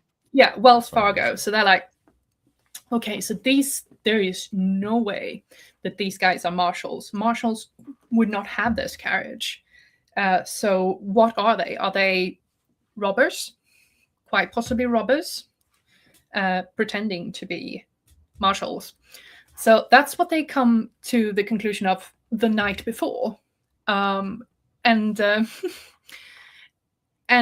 they just decide to sleep over anyway, and to just let the women sleep over anyway. And in the morning, Rabbit is gone, and they're like, okay, so we clearly have to split up to look for her. Rose, why don't you go alone to look for the child? You go north, I go west, he goes east. And Tom, since he's old and crotchety and a witch hunter, he just stays behind with the two weirdos. So it's really funny because this is the most interesting Tom's character will be, because he is like asleep in the corner and the two guys are like, we gotta go eat these other people. Like they have their evil plans. And one of the things is that the Rigby coughs up a black toad and just kind of like lets it sit under the table. He's been doing that a couple of times by now. Yeah, exactly. So this is one of the weird things he does. But after they leave, because they were saying it in front of Tom, but he was asleep, they thought, and he wasn't. He like cracks an eye open and goes and gets the toad. And you're like, oh, crafty. Okay, I like this. You're playing. Yeah, they kind of discount Tom. They're like, he's just an old man. He's entirely useless and asleep. So we're going to talk about our evil plans in front of him. And they're like, oh, I like the look of that woman. Oh, she rode off alone. You know, we could go grab her. But what about the cowboys? And Rigby's like, nah, the cowboys are not going to be a problem. Especially not the white one. He's entirely useless. But you know, the black one, he thinks he's quite something. And then after discussing their evil plans, they're like, okay, let's go outside. And then Tom is like, he cracks an eye and he's like, I heard that you thought I was out. And then what happens is that basically he picks up the toad. Yeah, he picks up the toad, and then we rejoin where they got the drop on Moses. And now he's levitating. Rigby is levitating Moses in the air and is gonna like force choke him. And I think it's Ned who comes across this scene, and then what happens is that what happens is Moses goes to the barn, because the barn is supposedly empty because everyone went to Wichita. So he's like, I'm gonna keep investigating because these guys are sus. So he opens the barn and instantly he's like hit with this pungent stench of decay. And inside the barn, he finds the entire staff of the ranch dead. And they're not just dead, like they have been mangled and torn and just deformed beyond belief. So he's like, he starts choking and spitting up, and that's when Rigby shows up behind him. He's like, aha, you found our little secret. Allow me to torture you to death. So he like dangles him in the air and strangles him. And at that point, Ned and Tom kind of return. And right, and what happens is, and you think like, oh man, how are they going to defeat this evil sorcerer guy? And Tom is like, ha, I got you. And he's got the toad and he squishes the toad, I think is what he does. And it like, it kills Rigby, or like depowers him. Yeah, Rigby mirrors the toad. So when he crushes the toad, Rigby starts to like, his head snaps to the side and his body starts like twitching and compressing. And Ned takes the opportunity to shoot McDaniel through the eye.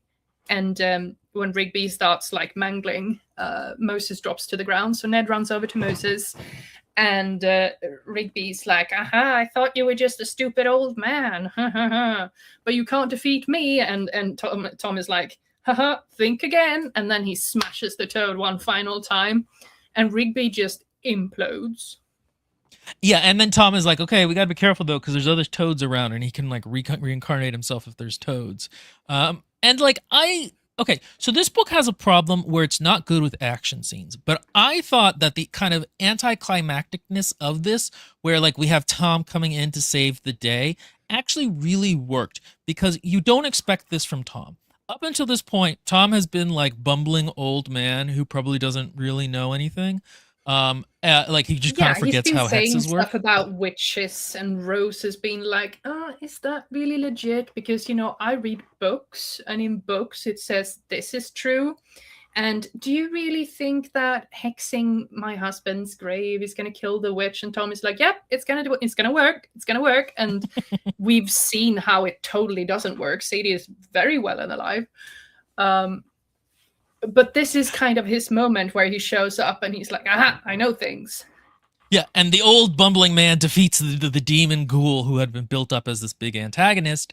And this is how an episodic story should work, where we have learned something about Tom and we have a new perspective on his character. And the other characters now have a new perspective on him. Nettle at one point points out that like Moses and Ned are actually a lot more respectful of him now.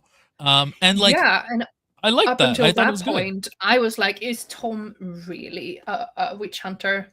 Because Mhm. he's talking about all the witches he's hunted through the years and how he has killed so many, and you're like, "Have you really, Tom?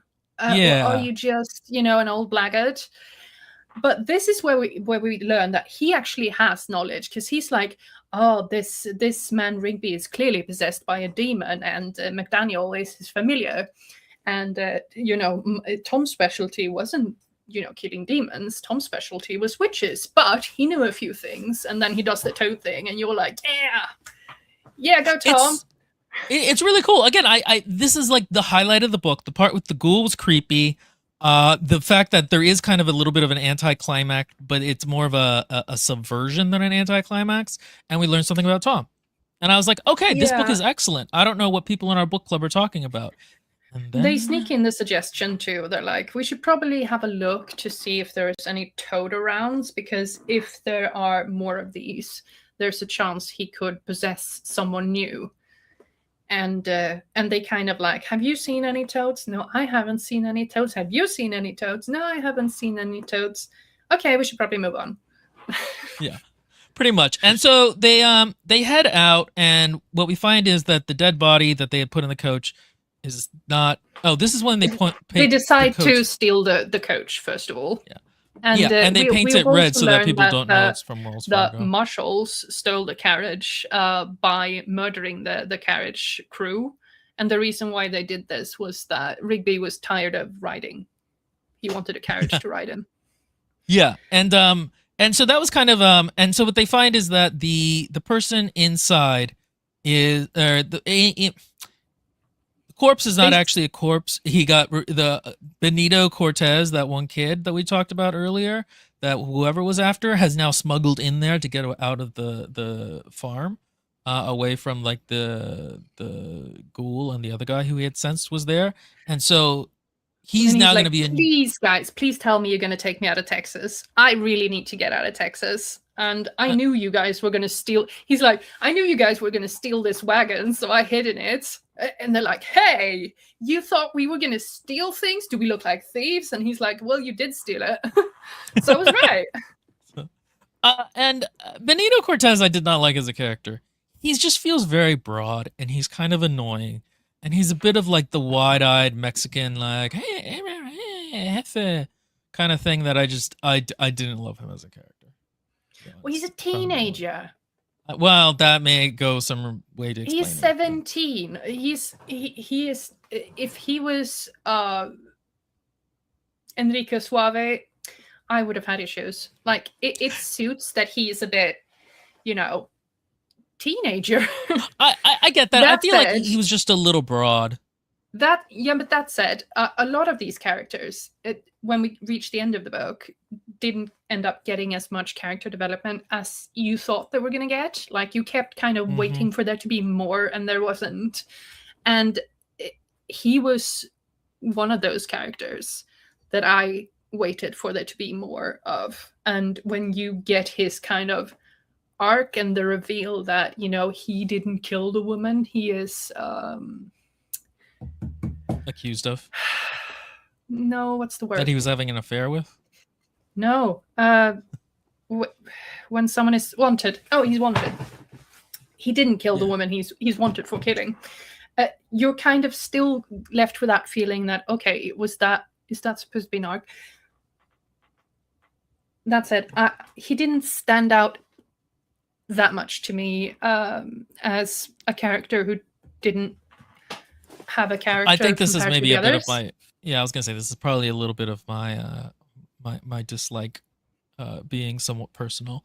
But yeah, so we've got a new member of the team. They're gonna go on, and then let me look at your outline because I forget what happens next. Yes, Park. He's 17. It says, and you know, in a way, like the chops on him seducing a deputy's wife at the ripe age of 17, and he is kind of, he has this kind of puppy sort of wide-eyed Golden Retriever. likability about him. Annoyingness So about him. so they go, and when they stop, The next part is Sadie kills Ubel Crane. There's a funny interlude where one of the only witch hunters that Sadie thinks might actually be able to do something shows up, and he's like, "Aha! I'm a very we used to kill witches in the old country, but now I'm here, and people call me Noble Crane, even though his name is Ubel Crane, and he like talks with people, and then he's like, okay, I'm gonna go kill the witch. So he goes and sets up a trap for I her. am the primary witch hunter in the whole world, and his name is Ubel, but he kind of likes it when people are like, did you say Noble Crane? And he sort of fancies the idea of when he has killed a witch and gone, people talking about and remembering him as Noble Crane. He's like, so this is one of the parts of the book that I liked initially and then gets really annoying, which is that you start seeing characters in the background having interacted with each other. So for example, there was Wild Horse was his name, the Native American traveling horse, who Nettles and Joe, yes, had known. And then he was killed in the narrative with Rigby. And then here we learned that Ubel Crane had run into him, and he was the first person who kept mispronouncing his name as Noble. And he also taught him like some witchy lore and stuff. And I was like, oh, that's cool. It's clever. Things are kind of tying around in the background. And the problem is that as the book goes on, it's like everybody ran into everybody else. It's like that the problem prequels have, where characters who met at the first time in the first book now sort of almost met, like off screen, or they met a version of each other while they were drunk or couldn't remember. Like, you're trying too hard to bind all these elements together in a coherent way.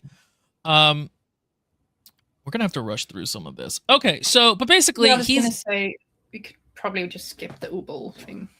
Yeah, basically, he kind of breaks his leg out of his own idiocy, and Sadie kills him. And it's like, again, this is what I talked about it earlier. It's a nice moment, kind of, because you're like, oh, is Sadie bad? Is she not? I think those comedic moments hit much better than the creepy, actiony ones. I thought it was pretty funny. I mean, again, I think the creepy one for Rigby works, but I thought that was a funny interlude. Basically, then playing on both teams, because she does kill him. She does it rather unceremoniously and rather callously, but also he had come to kill her. So, but the next thing is that they stop the carriage and they set camp, and suddenly Cortez is like, look, here's my pet toad. Look at my pet toad, isn't he cute? And Tom, what the? So he takes the toad and he crushes it, and this becomes like a mini feud between them because Tom kills the toad. You killed him, Senor Toad! No one really tells him why he killed the toad. So he's like, you killed my pet toad. That wasn't okay, dude. Me and that toad had been through things together. I found it in the carriage. And everyone's like, oh, shut up, kid. Instead of just telling it. That toad was probably, a piece of a demon that would have slithered into and possessed you. The other thing that happens actually is that Sadie essentially sends a message to a guy that we're going to be calling the Huntsman, who's like a wild man who you get the sense is semi-feral. Because Ubel was setting squirrel traps. And she leaves the squirrel traps up, and she tricks one of the squirrels into picking up a message for her, and by way of the world moving up the food chain, magic. Yeah, the message finds its way to the Huntsman. And the huntsman is like, ooh, I smell 4 people coming towards her, but there's one whose scent is really weird. And he's like, okay, I'm off to go get him. And Yeah, he's and an annoying character. the huntsman, we learn, is because before we've actually heard mention of the legend among the natives of the huntsman, who is a very old creature who you should beware of, and you can identify him by his yellow eyes that you'll see in the night. So this is the huntsman, and Sadie sends him a message, and we don't actually find out what the message is, but after immediately we see him sort of start pursuing these people who are hunting the witch. Right. And you're like, ooh, okay, the plot is thickening. And then this is where the book starts to really fall apart. Because the next episode is they go to a place called Quivira Falls. Let me see. Yeah. And it's one of these moments where like it's really creepy because something is up. They want these people to come in a weird amount, like, and stay at their boarding house, but they're also creepy. And there's one guy who's like a large mutated dude, and everybody seems to be missing either like an eye or a finger or an ear. So like, what's up with that? And you're like, as they what is up approach with that? as they approach the city, they have this sort of someone asks, "Hey, are there any waterfalls around?" And someone's like, "This is Kansas. Of course there isn't." It's like, why is it called Quivira Falls then? It's a very strange name, because this is back in the day when people started naming things, and usually the name was intricately connected to the place where the place is. So something was called like Deep Valley or Dry River or Muddy River or something like that. So Quivira Falls is a very strange name. And when they enter into the city, the innkeeper's like, "Hey, do you want to come and stay? Oh, you just want to stay one night? Oh, we're gonna have to work fast then." And someone's like, "What? What do you mean work fast?" And she's like, "Oh, to settle you in. I mean, since you're just staying for one night." It's like, how many? We're kind of light on borders right now. How many How many rooms are do you need? Yeah, and how many rooms do you need? Is that your woman? She kind of says to Ned, and he's like, "No, she's not anyone's woman." And this clearly dismays the lady clerk. She's like, "Oh, okay, so the woman will want her own room then." And they're like, yeah, that would be great. And she's like, "Oh, great. Okay, we'll make that work. Yeah, she'll get her own room. She can take the kid and be in the same room."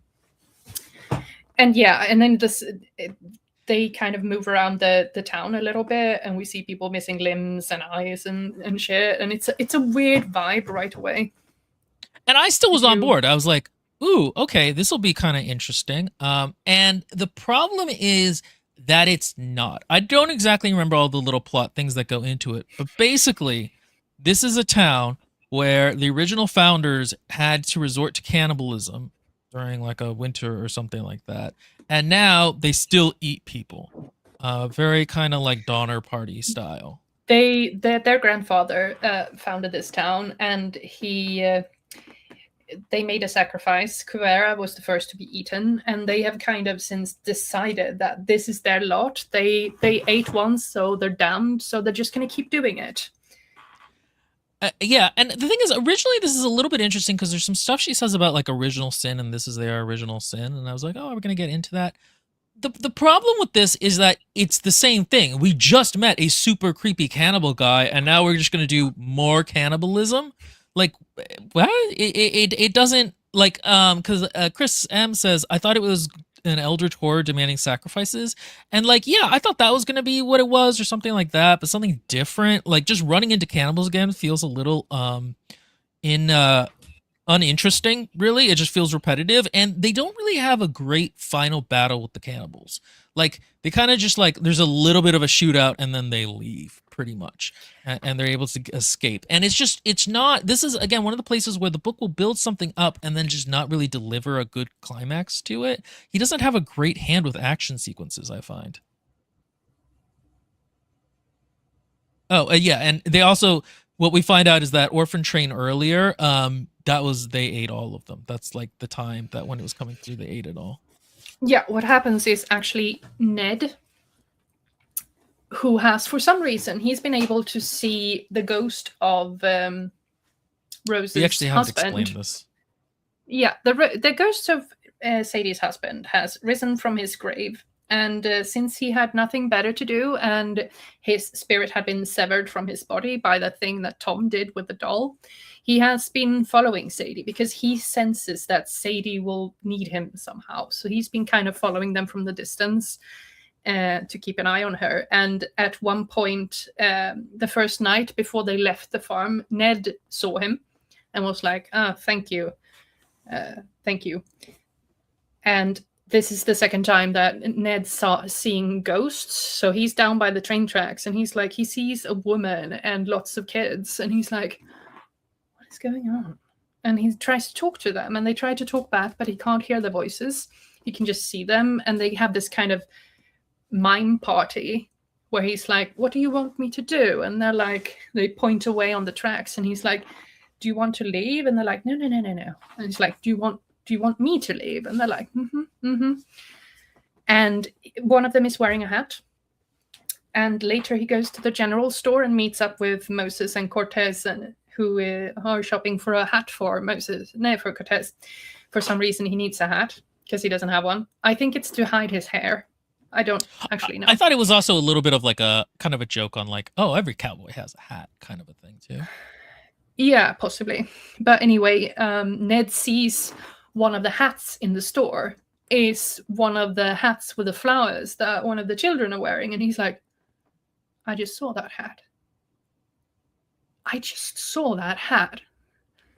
And they have some weird shit in the general store. Like, it's all Bibles. They have tons and tons of Bibles. Yeah, it's all Bibles. And Ned just, and knowing about the orphan trains, just Ned puts it together. He's like, all the orphans came here and died. Oh shit. And he kind of tells the guys like, okay, fuck the hat. We're not going to buy anything from these people. Let's get back to the bunkhouse. And we're going to get our shit together and we're going to leave. And on the way back, they meet Rose, who has gotten the lady clerk to take her down to the telegraph center because Rose found her mother's letter in one of her books again. And she read it this time. And she learned that one of their old favorite servants had died. And her mom was like, please come. I need you. Please come visit me. This is in the second half of the letter that she never finished reading from years before. This was the most horrific part of the book for me, because I am so terrified of something like that happening. Like, if you had just finished the book, read the whole text.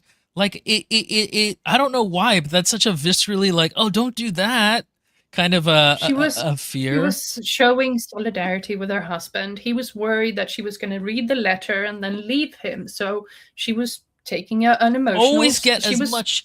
Always as much. Always get as much information as you can. But yes, her mom was like, "Hey, I need you." So now she's like, "Well, it's been a really long time, but here I'll send a telegraph to my mom." Alice Snow says, "Why did her mom never send another letter?" Yeah, that is Rose weird. kind of wonders that to herself, but maybe her mom took it as like, "Oh, she's settled now. She's a married woman. I don't really have the right to call upon her if she doesn't want to come." Possibly. I don't know. Like, it's really never explained. No, but there is that sense of impropriety because her mom wanted to remarry, so she kind of pushed her daughter out of the house. She's like, you have to find a husband too now so I can marry my husband. And then she sent a letter asking her to come or even to reply, and she just never did. So I don't have a huge trouble with it. It is a bit weird. Yeah. It would have been better if at the end her mom had been like, well, I sent 2 other letters, but maybe they got lost. And after that point, I was embarrassed and didn't. You know what I mean? Yeah, or like, maybe, I was so hurt. Joe didn't show them to his wife. Yeah, we could have gotten that from his perspective. Basically, yeah. So then this is when that showdown happens where they find that Tom has been hung up and is about to be like killed and Yeah, butchered. what they meet Rose and this lady woman, and Rose Ned says to them, like, he kind of implies that he knows what happened to the kids, and he's like, we're getting the fuck out of here, and then he storms off, and Rose goes and sends her telegram, and the woman is like, oh, he's gonna feel better if he just has a little nap. He just needs a little nap. And what's been happening is that everyone is getting weirdly tired. Chris M says, I think the point is that a lot of the book relies on convenient plot points.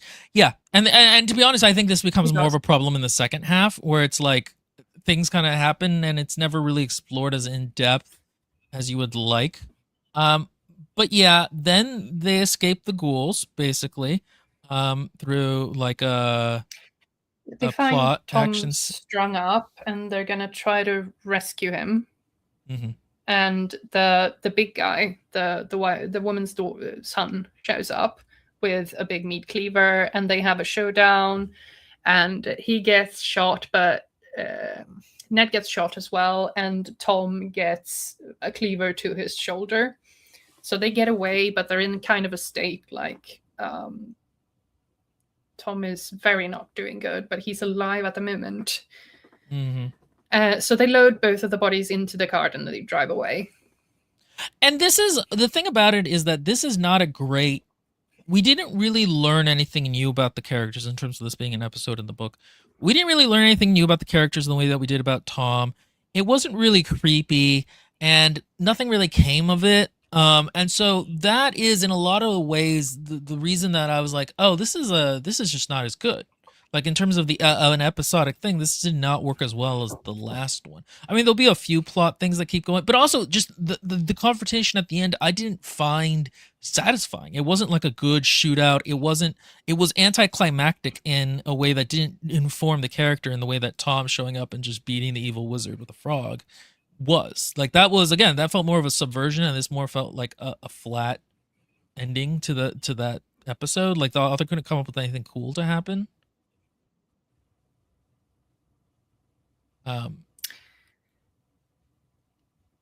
I think the author thought it was a clever nod to the fact that the orphan trains like had run out of orphans, and now we figured out why they'd run out of orphans, and cannibalism is always inherently a bit creepy.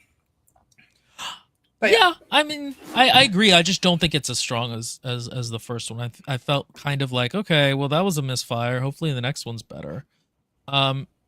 And at this point, we then switch back to Sadie. Basically, the Duff guy is like, why did we get a reward to kill her? We should all just go kill her and get a posse of 7 people, because 7's a magical number. And they go to do it, but then he kills himself by accident. And the rest of them are like, no, we don't really need to do that. Sadie does magic. She snaps her fingers, and his horse bucks him off, and he dies. Yeah, exactly. It's and again, this is a part where it's like, well, what was the point of him gathering this posse if they were just going to get there, he dies, and they leave? That's not really a deconstruction. That's just not an interesting climax to this plot. There is a part earlier though where she's talking with the father of the woman she's talking with the father who set the bounty, and she's like, I didn't kill your daughter. You said. Does that later. Really? I thought that was before. Yeah. No, okay. She does that later. We can talk about it now, though. She basically, because it's not connected really to the plot. Basically, she says to him like, "Well, there was a plague going around, and you begged me to save you, so I gave you medicine. You could have given it to your daughter, but you didn't." And he's like, "No, you didn't save her." And she's like, no, that was a decision you made. And I liked that, but at the same time, that starts to make Sadie seem more like a reasonable person. Like, again, she doesn't really feel as ambiguous now as the book goes on. And so I was like, that's kind of interesting, but not super fascinating. Let's see.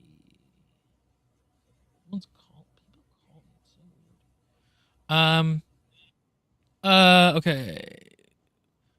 What's the next thing that happens? The hunt. Okay, this is one of the reasons the Ghoul Town is annoying, is because the huntsman is the one who actually finishes their story. He shows up and comes up and like burns down their church and like is the one to kind of defeat them, so to speak, because he also shoots a bunch of them. And so I was like, what was the Well, value in doing that? I think the sequence with Huntsman going through the town is a bit weird in itself, because it doesn't add anything. Because when the first people, before they leave town, they do meet a few people who are like, you have ruined us, you have killed us, because the big guy, the woman's son, was the one who did all the butchering. Like, they were the people who knew how to prepare the meat, and you've ruined our tradition, and how are we going to survive now? And they kind of reply by throwing a ham on the ground, like, here's meat, you can eat something else than humans, you know. And they're like, fuck, you've killed us, how are we going to make it? And then the huntsman kind of goes through the town more as a punctuation to show that immediately they start prospecting him, like, oh, he's so skinny, you can't eat him, ugh, he's not gonna, bring any sustenance. But they still try to attack him, and he kind of kills a few of them, and then he fucks off. And again, I just felt like it was like, why did that plot get completed by a character who's not one of the main characters? And it doesn't necessarily tell you a ton about the huntsman. He's going to run into Charlie, the guy who Benito supposedly killed the wife of, and Charlie's going to tell you some of the huntsman's backstory, which is basically there was a legend of like a guy who was born to a wolf and raised by a witch, essentially, and this is the huntsman. Yeah, and this is okay. So we've seen a sequence of the huntsman finding the forest where the people hang themselves, and he responded to that by burning it down. It felt right to him to burn it down. And in the narrative of people, spirits being tied to their bodies, and by being untied to their bodies, they can move on, and sort of that kind of works thematically in some sense. So he kind of does the same thing to the church in this town, but it's a bit vague, honestly. I don't feel like we needed that scene at all. Yeah, it was more like the author wanted to remind us that, oh, the huntsman is on the trail. Yeah, also he's a super cool badass who's incredibly unstoppable. He just felt like a Mary Sue to me.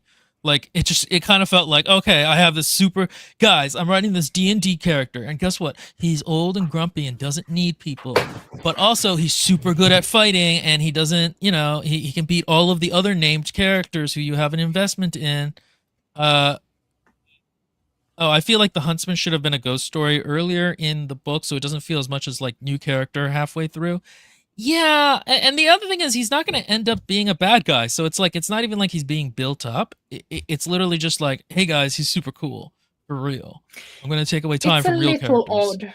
Yeah, it's a little odd how a witch sends him to kill her adversaries, and shortly after this, he joins up with our group of misfits, and he's like, "I've come to kill you, but I'm going to talk to you first, especially to Rose." Because she's a woman, and she's like, but the only one who was gonna kill Sadie was Tom, and Tom died from his wound. We buried him now.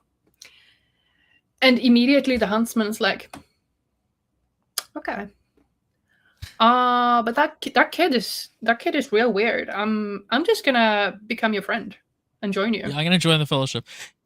We skipped over, but yeah, Tom died of his wounds at one point. And this is one of the things that, like, this is one of the parts of the book where you start noticing that, like, the author almost doesn't seem to care about the characters because nobody really has a reaction to Tom dying. Like, we don't really get the perspective of, like, what the dynamic of the group. Are they sad together? Are they not? It's not really a moment of pathos.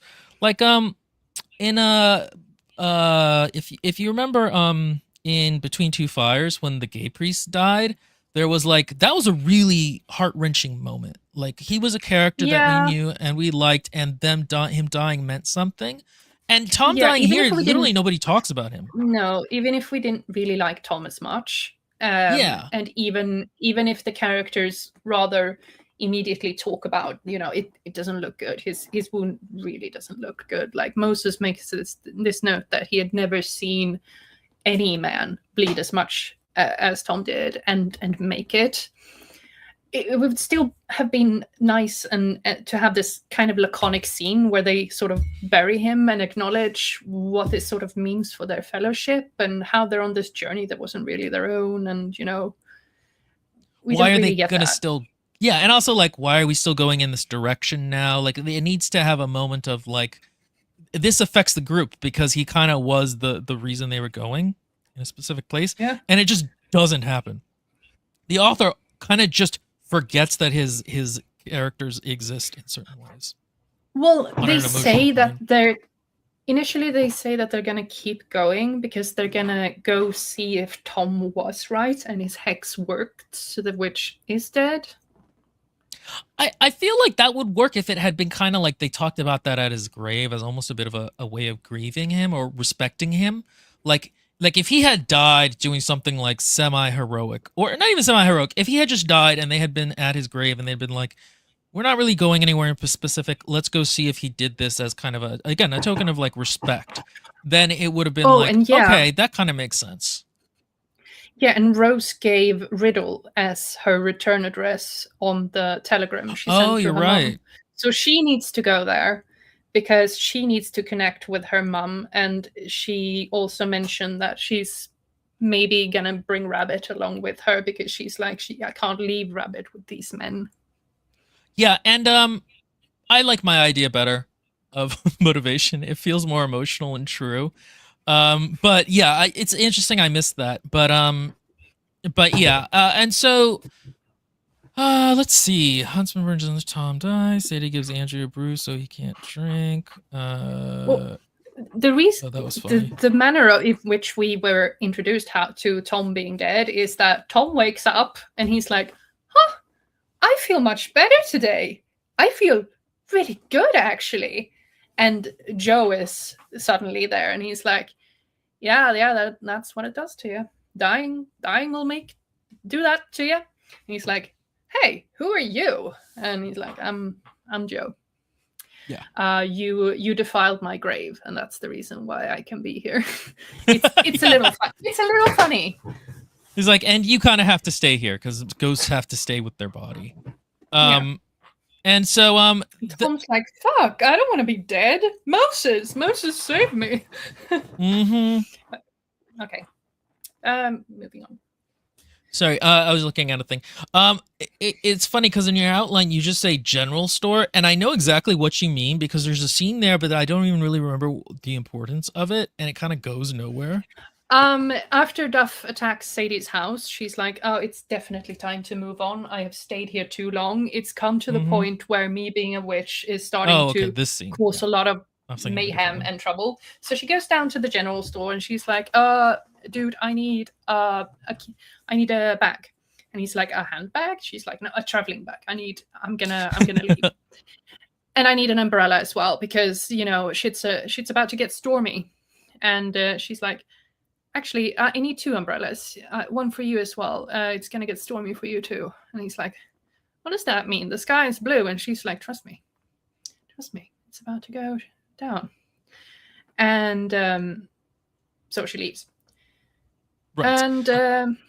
And then basically what happens is there's going to be let's just do the next part that happens in Sadie's plot line, which is we're going to go back to the Fellowship for a minute, but then when we come back to Sadie's plot line, 3 assholes show up for the bounty, as it says there, which is like, it's literally just like 3 absolutely terrible men who you know are terrible right from the beginning show up and are like, yeah, they're evil, and they kill the general store manager guy and his wife. And his wife. And so this is supposed to be kind of like a moment where Sadie is like, oh, witches, you know, I always cause problems if I stay in a place too long. And like, it's not that I think that's a bad theme, but like this feels so random. You know, earlier, I think it was Allie said that this author, and by that time we've had so many character names and so many new characters. Yeah, like this should have been tied in with someone else to make it clearer. Because we Chris already know that people show up for the bounty and try to kill Sadie, and that they're not going to succeed. Yeah, Chris says, then the 5-minute villains show up, that trio of bandits that die super quickly after showing up. I didn't understand what the point was. Yeah, I mean, again, I think thematically that's what it's for, but it's just, and again, at this point, I really began to, you guys know I'm not good with names, but up until about the halfway point, I was keeping track of everybody. This is earlier, again, halfway, I'm just like, there's so many people, and they all at some point met each other in the past in some complex web that the author thinks is clever, but is kind of just annoying. Okay, so going back to the Fellowship, Charlie shows up, gets possessed, and the huntsman kills him, and that's kind of like the Fellowship is sleeping, the men are sleeping, Rose is awake keeping watch, and the huntsman, he has earlier in that evening he was in the woods and he showed himself. Cortez was out looking for firewood, and so he showed himself to Cortez, but then Bunny showed up. No, not Bunny, Rabbit showed up. I read Bunny. Rabbit showed up and sort of, dissuaded him from killing Cortez. And then they went back and went to bed. And now that it's night, he decides to approach them. And then he has that conversation with Rose where he's like, I'm here to kill the people who are going to kill the witch. And she's like, there was only one of us who were going to actually kill the witch, and he's already dead. So, dude. And then he's like, okay, I like the kid. I'm just going to come along. And next is that Charlie, if you remember, the guy whose wife Benito supposedly killed, had met the huntsman earlier, and that's where we got the backstory about him being a dog. And then he's now caught back up with the huntsman, but he sees Cortez, but he realizes nobody's going to really believe him that he met Cortez or something like that. What happens is that Charlie and the huntsman, they met up at the farm, the ranch farm, where Moses was almost killed, and the fake rangers, no, not rangers, marshals. Yeah, where they defeated the demon, basically. And the huntsman moved on, and on that farm, Charlie found a toad that he took up and has brought with him. And now he has caught up to them all, like the huntsman and the group. And he decides to kill Cortez so he can be done with the whole business with his wife and the stuff. So people will stop asking, basically. Mm-hmm. And before then, he can do that, the huntsman kills him instead. Yeah, pretty much. And it's like, this is one of the ways that, okay, we spent all this time on the Charlie plot line, and it didn't really go anywhere interesting. There's no really interesting character things for our main character. This isn't a catalyst for action for them. It doesn't really move the plot forward. It's literally like there was a character thread, and the author just, snipped it because he ran out of time. Or just interest in it. It was just gone, and it was like, okay, why did we spend time doing this? That was unsatisfying. And unfortunately, that's going to be kind of several of these story points. Because then after that, can you guys hear my voice echoing, by the way? Because I can hear it echoing pretty bad. You guys in the chat, just let me know. Oh, I think it's literally that. It's when you're closer to your mic, I think.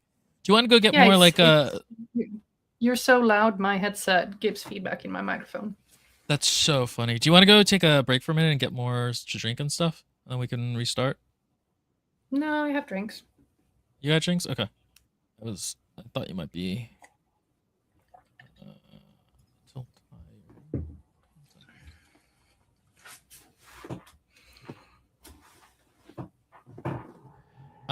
okay. What happens is that after the huntsman killed Charlie... They can. Well, I don't know what to do. You're so loud. Turn my volume These down. These are in ear. These are Turn my in volume ear. Down. Okay, go ahead. What happens is that after the huntsman killed Charlie, we get this just really short chapter of the toad crawling out of his pocket and crawling into the corpse's mouth. And that's how we know that, Rigby is back. He's now in Charlie. And let's see. But I didn't like that, by the way. As much as Rigby I thought was a cool villain, him getting resurrected, I felt like was lame. I was like, oh, we're redoing it again. And like, he also doesn't have as good a voice now because he has Charlie's voice. And I was like, okay, so really he was the villain. He's going to be the main villain here. But it felt like regurgitating the same plot point that had already worked. It's like when they bring back a villain from an earlier part in the season. I mean, that's literally what it is. But it just felt unsatisfying to me that we were retreading this. It doesn't have the menace the same time around.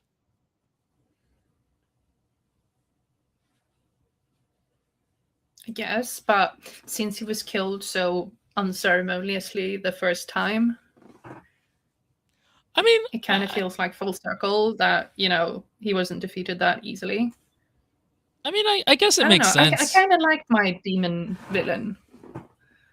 That's fair. I have other issues, especially with like the progression and the things that the author decided to include in this latter half of the book. But the demon isn't necessarily one of them. I get that. I anyway. think it could have worked. I think the execution was maybe not the best. But yes, go ahead. The next thing that happens is that we get yet another perspective character, because now we meet the sheriff of the town that Sadie has been staying in. I can't remember the name of the town. It's called Riddle. No, Buckridge. Oh, Buckridge. Yeah. Buckridge. I'm gonna be honest, guys. County. Anyway. Beyond this point, the plot kind of like is unclear because we have so many new characters coming in and stuff. So there's going to be a certain amount of muddledness in our description of it. Yeah, and also my notes ran out. I wasn't going to say that. I've been keeping Studios notes up until this point. Okay, all right. William does this thing where he jumps around in the timeline and confuses me, but I didn't have time to actually do the last bit. You want to hear how I would describe the last part? They get to a town and there's some guys and they get into a gunfight. No, what happens is what happens? Yeah, Charlie Demon rides into town and starts doing his demon stuff. So he starts ordering people around. He sends some men to apprehend the group and to kill the people. And he keeps some of them in town so he can kind of hold them hostage. And just because he generally likes torturing people. Mm-hmm. And what happens with the group? He ensorcels like 7 of them to go kill the Fellowship because he wants the. Mm-hmm. There's something weird about her scent. And so he and then one of the kids he hadn't ensorcelled but stayed there, goes to warn Sadie, which we'll find out in a while. And then one of the other guys at the farm, he kind of brings as a backup body. But again, that happens later. Basically, the Fellowship runs into these like ensorcelled guys, and there is a gunfight. And in the gunfight, it's a little unsatisfying. Again, how this the action scenes just aren't great. Like, they're not really kinetic or interesting. They just kind of like characters do one thing and then another. And in this period, yeah, during the gunfight, Rabbit runs off. No one knows where she's gone. Rose goes to try to find Rabbit, and meanwhile, Rose is not doing very well because one of the ways she avoided being pregnant all those years with her dad, not with her dad, maybe a little more warranted. With her husband, was that she took arsenic after they did the nasty, you know. As a way to purge herself of the seed, and arsenic builds up in the body. It's actually a rather common way to poison someone because arsenic can be rather hard to detect. Anyway, it has built up in her body. She's not doing well, and she's gonna die soon. But she needs to take care of Rabbit. So she goes looking for Rabbit. She runs out into the fields and stumbles around and does things. Meanwhile, in town, Moses and Cortez try to create a diversion. So, Ned creates a diversion so that they can flank Moses and Cortez can flank so that Moses and Cortez can try to get the guys, but they don't know how many people are after them, so they make a mistake and they get one of them, And then it turns out that the other guys have like climbed the rooftops and surrounded them. Yeah, and again, there's basically like a gunfight, and the huntsman comes in at one point and starts killing everybody. But by this point, because again, he's like a Mary Sue, and I hate him. But Ned gets shot, and then Cortez also gets shot, but he gets shot out in the woods, and he kind of just dies on his own. Ned And it's both gets weirdly, shot, and he Yeah. stands next to something that explodes, a wooden barrel or something. So he gets like a face full of wooden splinters. So Yeah. he's dying, but he's dying rather slowly. right. And the somehow huntsman. Cortez, hmm Sorry, go ahead. He gets shot going after one of the guys who had broken his ankle, and the huntsman shows up and kills the guy and is like, "Hey, sorry, buddy, do you want me to kill you?" And Cortez is like, "No, I'll just take. No, señor, I will just take un momento to look at the cielo." That's he's an annoying. he doesn't actually talk like that. He might. And and he basically just dies, and it's weird because it's like we never really learned that much about him. His plotline never really quite went anywhere. He just kind of was there, and also his death is not going to lead to any action, because Ned will have a death scene with Moses in a minute that's more impactful, because him and Moses had a relationship. They really liked each other, and Moses will be sad about it, and it's a And much more we've also touching scene. We've also been with them the whole way, and Yeah. Ned felt like the typical white dude character who would make it to the end, because he was Mhm. kind of low key a good guy who was not as racist as everyone else. Like he has stuck with Moses. He doesn't like when people don't treat Moses well.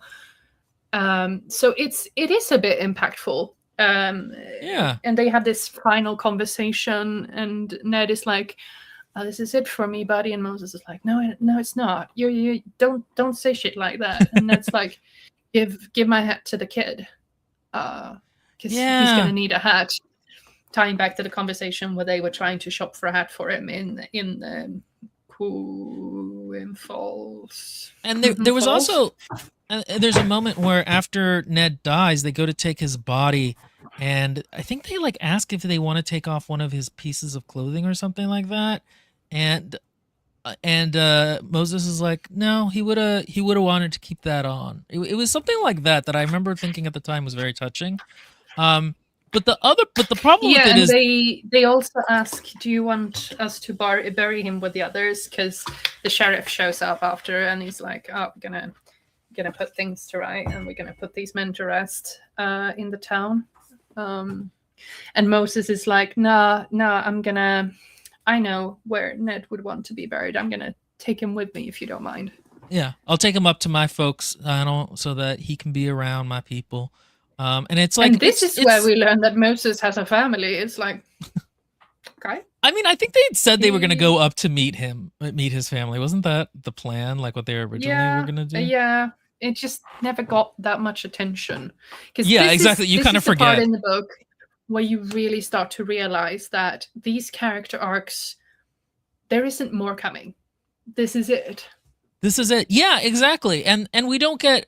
And so even though this is a more impactful scene than Benito's death, it still has the problem that like it doesn't motivate Moses into action. He doesn't leave or recommit himself to the quest because of this. He doesn't change as a character. He literally is just like kind of sad about it, and like you're kind of sad about it, but also that's it. Like we never even really got that much about Ned, really. And No. like the way you said it is perfect. It's like you realize, oh, that's all there is to these characters, is what the surface that we got that was kind of charming in the first half, but we assumed would have more depth, actually doesn't really. It just didn't. And the final boss fight against the demon is also really weird, because Sadie shows up and you're like, okay, it's gonna be a witch battle now. It's all gonna come together. And instead the witch is like, "Oh no, actually, I'm gonna leave it to the ghost. Joe, would you like to fart really hard so the demon dies?" And Joe's like, "I can do that?" And it's like, yeah, why do you think you were here this entire time? It actually is like that, because what happens is that basically everybody converges on Sadie at the same time, and there's a big battle where the demon is, and you get the sense that this demon, you get the sense, was summoned in Sumerian times or something, and there's a very biblical, like, he originally was weird critters, the whole We Are Legion thing from the Bible, and that's also why he's been burping up toads this whole time. It's 'cause such a cool concept. It's like when We the Swarm was first released, they worshipped us as a god. I wonder if there are still statues of us buried beneath the sands. And it's like, oh, what? Yeah, I like that monologue. But and also the thing is, like, there also needs to be a little explanation of why he's now just a podunk guy going around the country, and it's not there, and you're just kind of like, I would have liked more of this earlier on. I almost preferred him as just a weird ghoul creature, but like this is also a cool backstory. But basically, where is my Egyptian historical fantasy horror? Where the evil god is actually some sort of legion demon creature, and the whole plot is how to cast down your gods. That would be cool. See, and so like there's a lot of that, like there's some promise there, but he just is so cackling by this point, and not in an interesting way. And they literally just thing with, oh, it's the spirit of Joe. He just needs to stir up a really big wind, and the demons can explode. It was such an anticlimactic final battle, and there is so many almost bits in this book. Like there is so many almost cool things, and almost cool ideas, and almost cool plots. Like, you guys have noticed, we haven't talked about Rose in a while, and that's because she just is kind of there. She doesn't really think about things. There's no character arc. You can see in this final battle, nobody makes any decisions. It really is like the focus of the book in the second half shifts to Sadie and the demon, and kind of loses track of our fellowship. Runs to find Bunny and collapses in the field because she's poisoned, and Sadie finds her and gives her some kind of potion that heals her arsenic poisoning. And that's Rose's whole contribution to this entire battle. She's in bed in the witch's cabin. Moses shows up and sucker shoots the demon, but then that doesn't really do anything. Even the huntsman is like almost gonna get him, but then gets slapped down pretty hard. Joe comes up and confuses him for a little bit, but like this is not a culmination of Joe's character up until this point. He's just been tagging along, being a ghost and chill. And it's not like, okay, I'm sacrificing this soul that I thought, or I'm redeeming myself for something, or any character. There's just nothing. It's just like, okay, this happened. The demon Charlie explodes into a swarm of toads. And so Sadie screams like, kill the toads! You have to kill the toads! And what happens is that a boy who everyone's been telling to go home shows up with his puppy, and he's like, look, a nice toad. And the toad immediately crawls into his mouth, and the hunter just pounces on him, and it doesn't say explicitly, but he cuts his throat, right? Mm-hmm. It felt so cruel, though, because we had been in this character's perspective a couple of times, and he was really cute. And it felt like, why did he wander in here? Like, what? And especially to have the huntsman do it, this is not like a character moment. It's not a hinge in the plot. It just feels like it's just there to set something up in a minute. It was more killing random cute NPC to remind us that the huntsman isn't a good person. Right. And it's like, okay, cool, but that's it? Like, I thought originally what was going to happen is the huntsman was going to like cut his throat or something and grab the frog and take it out, but he could keep his throat alive. You know how they do that something? But no, he just kills him. And like, that's the book pretty much. There's falling action, but like that's the climax. And the climax, again, we were expecting this whole time. What if Ned had been alive and a toad went into him and the huntsman had to kill him? That would have been more interesting, and that could have had Moses do something. Yeah, I would have liked that better. It would actually be emotional for us as readers, because we are at least somewhat attached to Ned, rather than just because it's a pretty cheap trick to throw in a cute child and then almost immediately murder that child simply to make a point. Yeah, I mean, I think also I probably it's to reinforce to Sadie that like witches can't go places and stay too long, and this is the cost. But you're like, is it, or did a mythical demon Satan creature just show up? Like it's, yeah, yeah, and you know. Sadie's comment, as Eden says here, And when he died, Sadie Sadie said, says, "Well, he made his choice. He knew the consequences." And it's like, no, he didn't. He yeah, was the kid 7. was, yeah, it was a little kid. It's so weird. But that's it. That's it It's for weird the. and disjointed. I don't think is Rose even here for the final confrontation. I don't think so. No. Also, No, she's in bed in the witch's cabin, as women should be, I guess. And Rabbit like is talking now some, and she like attacked him with lightning at one point. The demon, and we find and out here that comes the reveal. The reveal being that Rabbit is Sadie's child. And you're like, okay, that's boring. She also called the huntsman grandfather at one point, so theoretically Sadie could be the huntsman's child, but it's never explicitly stated. And she's like, yeah, I came to you because I need training. And Sadie's like, well, when I leave, if you want to leave at the same time, that's cool, but no biggie.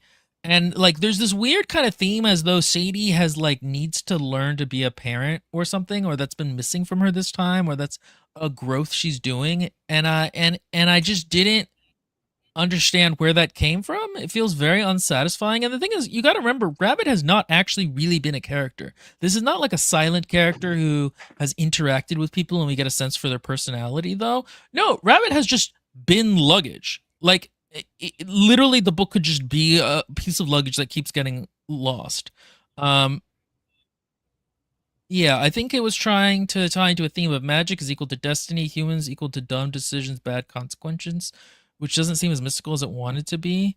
It was all very anticlimactic. It really was. And what happens is that her mom, Rose's mom, had shown up, and they meet, and that's cute. And then they're like, Rabbit, do you want to go to the city with us? And Rabbit's like, I gotta stay with my mom. And Sadie's like, found family. Yeah, and Sadie's like, well, maybe if I do go to the city, it'll be different. And again, I don't know what character arc this is supposed to be for her, of like she needed a child or she needed to go to the big city. Like, I just don't. It's nothing. And then they say, oh, okay, Joe showed up, but he's got to go back, so we're going to give him this special half-dead thistle so he can go back to his land. We never, ever get any kind of closure between Rose and Joe. There's never a moment where like they're able to speak to each other, where Rose goes, or a moment where they connect and Rose goes like, hey, I'm sorry for never letting you have children without telling you that was cowardly. Or we never get Joe saying like, I forgive you for this, or even I blame you for this, but I want you to have a good life now. Or even like, well, maybe I shouldn't have killed myself. That was a dumb thing to do. But it was my decision. There could have been a thesis there, because there's a rather famous quote that the bitterest of tears are shed by graves over words not said and deeds not done. And there is kind of a hint of the author trying to play with that, because he's like, oh, Joe followed and he wanted to say that he forgave Sadie and ask for her forgiveness, but it doesn't actually come together. No, it doesn't. And again, we don't even really get what Rose thinks about the fact that her husband has been following her this whole time. We never learn. Moses just decides to fuck off to his family. He's the exact same character he was at the beginning, and all the other characters from the Fellowship are dead. And it's so frustrating. Because the other thing is like Joe basically goes back and passes by all the ghosts he talked to this whole time on the way back to his house, and like the child ghost boy, he's like, you don't need to be alone, come with me to my house. And you're like, oh, he's gonna get the family he wanted, the child he wanted in death that he didn't have in life, and the orphan children and a hot ghost girl go with him back to his home. And they stay there even though another house is there, and they basically, and I'm like, I don't understand if this is supposed to be cute or not, because they're all dead. Like, what is the existential afterlife of this book? But it's like a weirdly long epilogue to the book that like clearly the author was very emotionally invested in. And that's the book. And that's the book. And I got so frustrated, because it's like, you had it. You had magic in your hands and you didn't know what to do with it. And I have strong feelings about it. That's all I'll say. Yeah, for a long time, the thing that kept me going, the thing that kept me interesting was like, what's Red Rabbit gonna be? What is the rabbit? And then when we got what the rabbit was, it was incredibly disappointing and uninteresting. And we also never get the promised showdown between Sadie and the Fellowship that original tension was built on. You know what I mean? She only ever really interacts with Rose, and it's mostly to be like, "Oh, I'm gonna cure you because you're the one character who can't die." Like it's that setup is never paid off. Brandon Sanderson, I think, has a thing where he talks about how like if you don't give somebody the payoff to a setup, you have to have it lead into a situation that then is a different kind of payoff. Like if you're gonna subvert people's expectations, you have to still give them some kind of a payoff to it. I don't remember. I'm mangling it. It's been like 2 hours of talking. Yeah, I was frustrated by this book. I really liked the atmosphere in the first half, and I think the book does some things well, but the second half just falls apart. It's just too many plot threads. It feels like the author just had a very unordered mind. I actually happen to know that the author has written a lot of short stories before, and I can totally see how this was the point where he was going to scale it up into a full novel and just couldn't quite get it to work. That makes a lot of sense. That really makes a lot of sense. He didn't really know how to. Oh, that's what it is. If you don't give the payoff you promised, you have to give them something better. Yeah, or authors just get kind of annoyed. Yeah, so there's a sequel to this book? Oh, that's interesting. It's probably terrible. It's probably not. The first half is probably pretty good and the second half is probably pretty terrible. So I don't know. I don't really want to read anything else by the author, but I don't think he's untalented, and I think if you're okay with the second half falling apart, it's so Rose of Jericho is the sequel. I just saw the title as something else published by the author, and I clicked on it because I was like, I have to see what this is about, because I thought it might be related. But who needs a sequel, really? Well, there's nobody left. Like, I would like to see a better version of this, but I don't think the author will write a better version of this because I fundamentally don't really think authors change too much in quality. But yeah, again, like I said, if you want to vibe to the first half, you can vibe to the first half. But I get it. But at least this was bad in a different way than a lot of the books we read are bad, and at least it was kind of mixed in quality. So that gave us something to talk about. Most of it was interesting. Yeah, again, I really enjoyed the first half. So yeah, okay, all right, thank you. Oh, do you want to? Yeah, sorry, I didn't give you a final statement. No. Okay, all right. Thank you all, our parasocial darlings. We love you very much.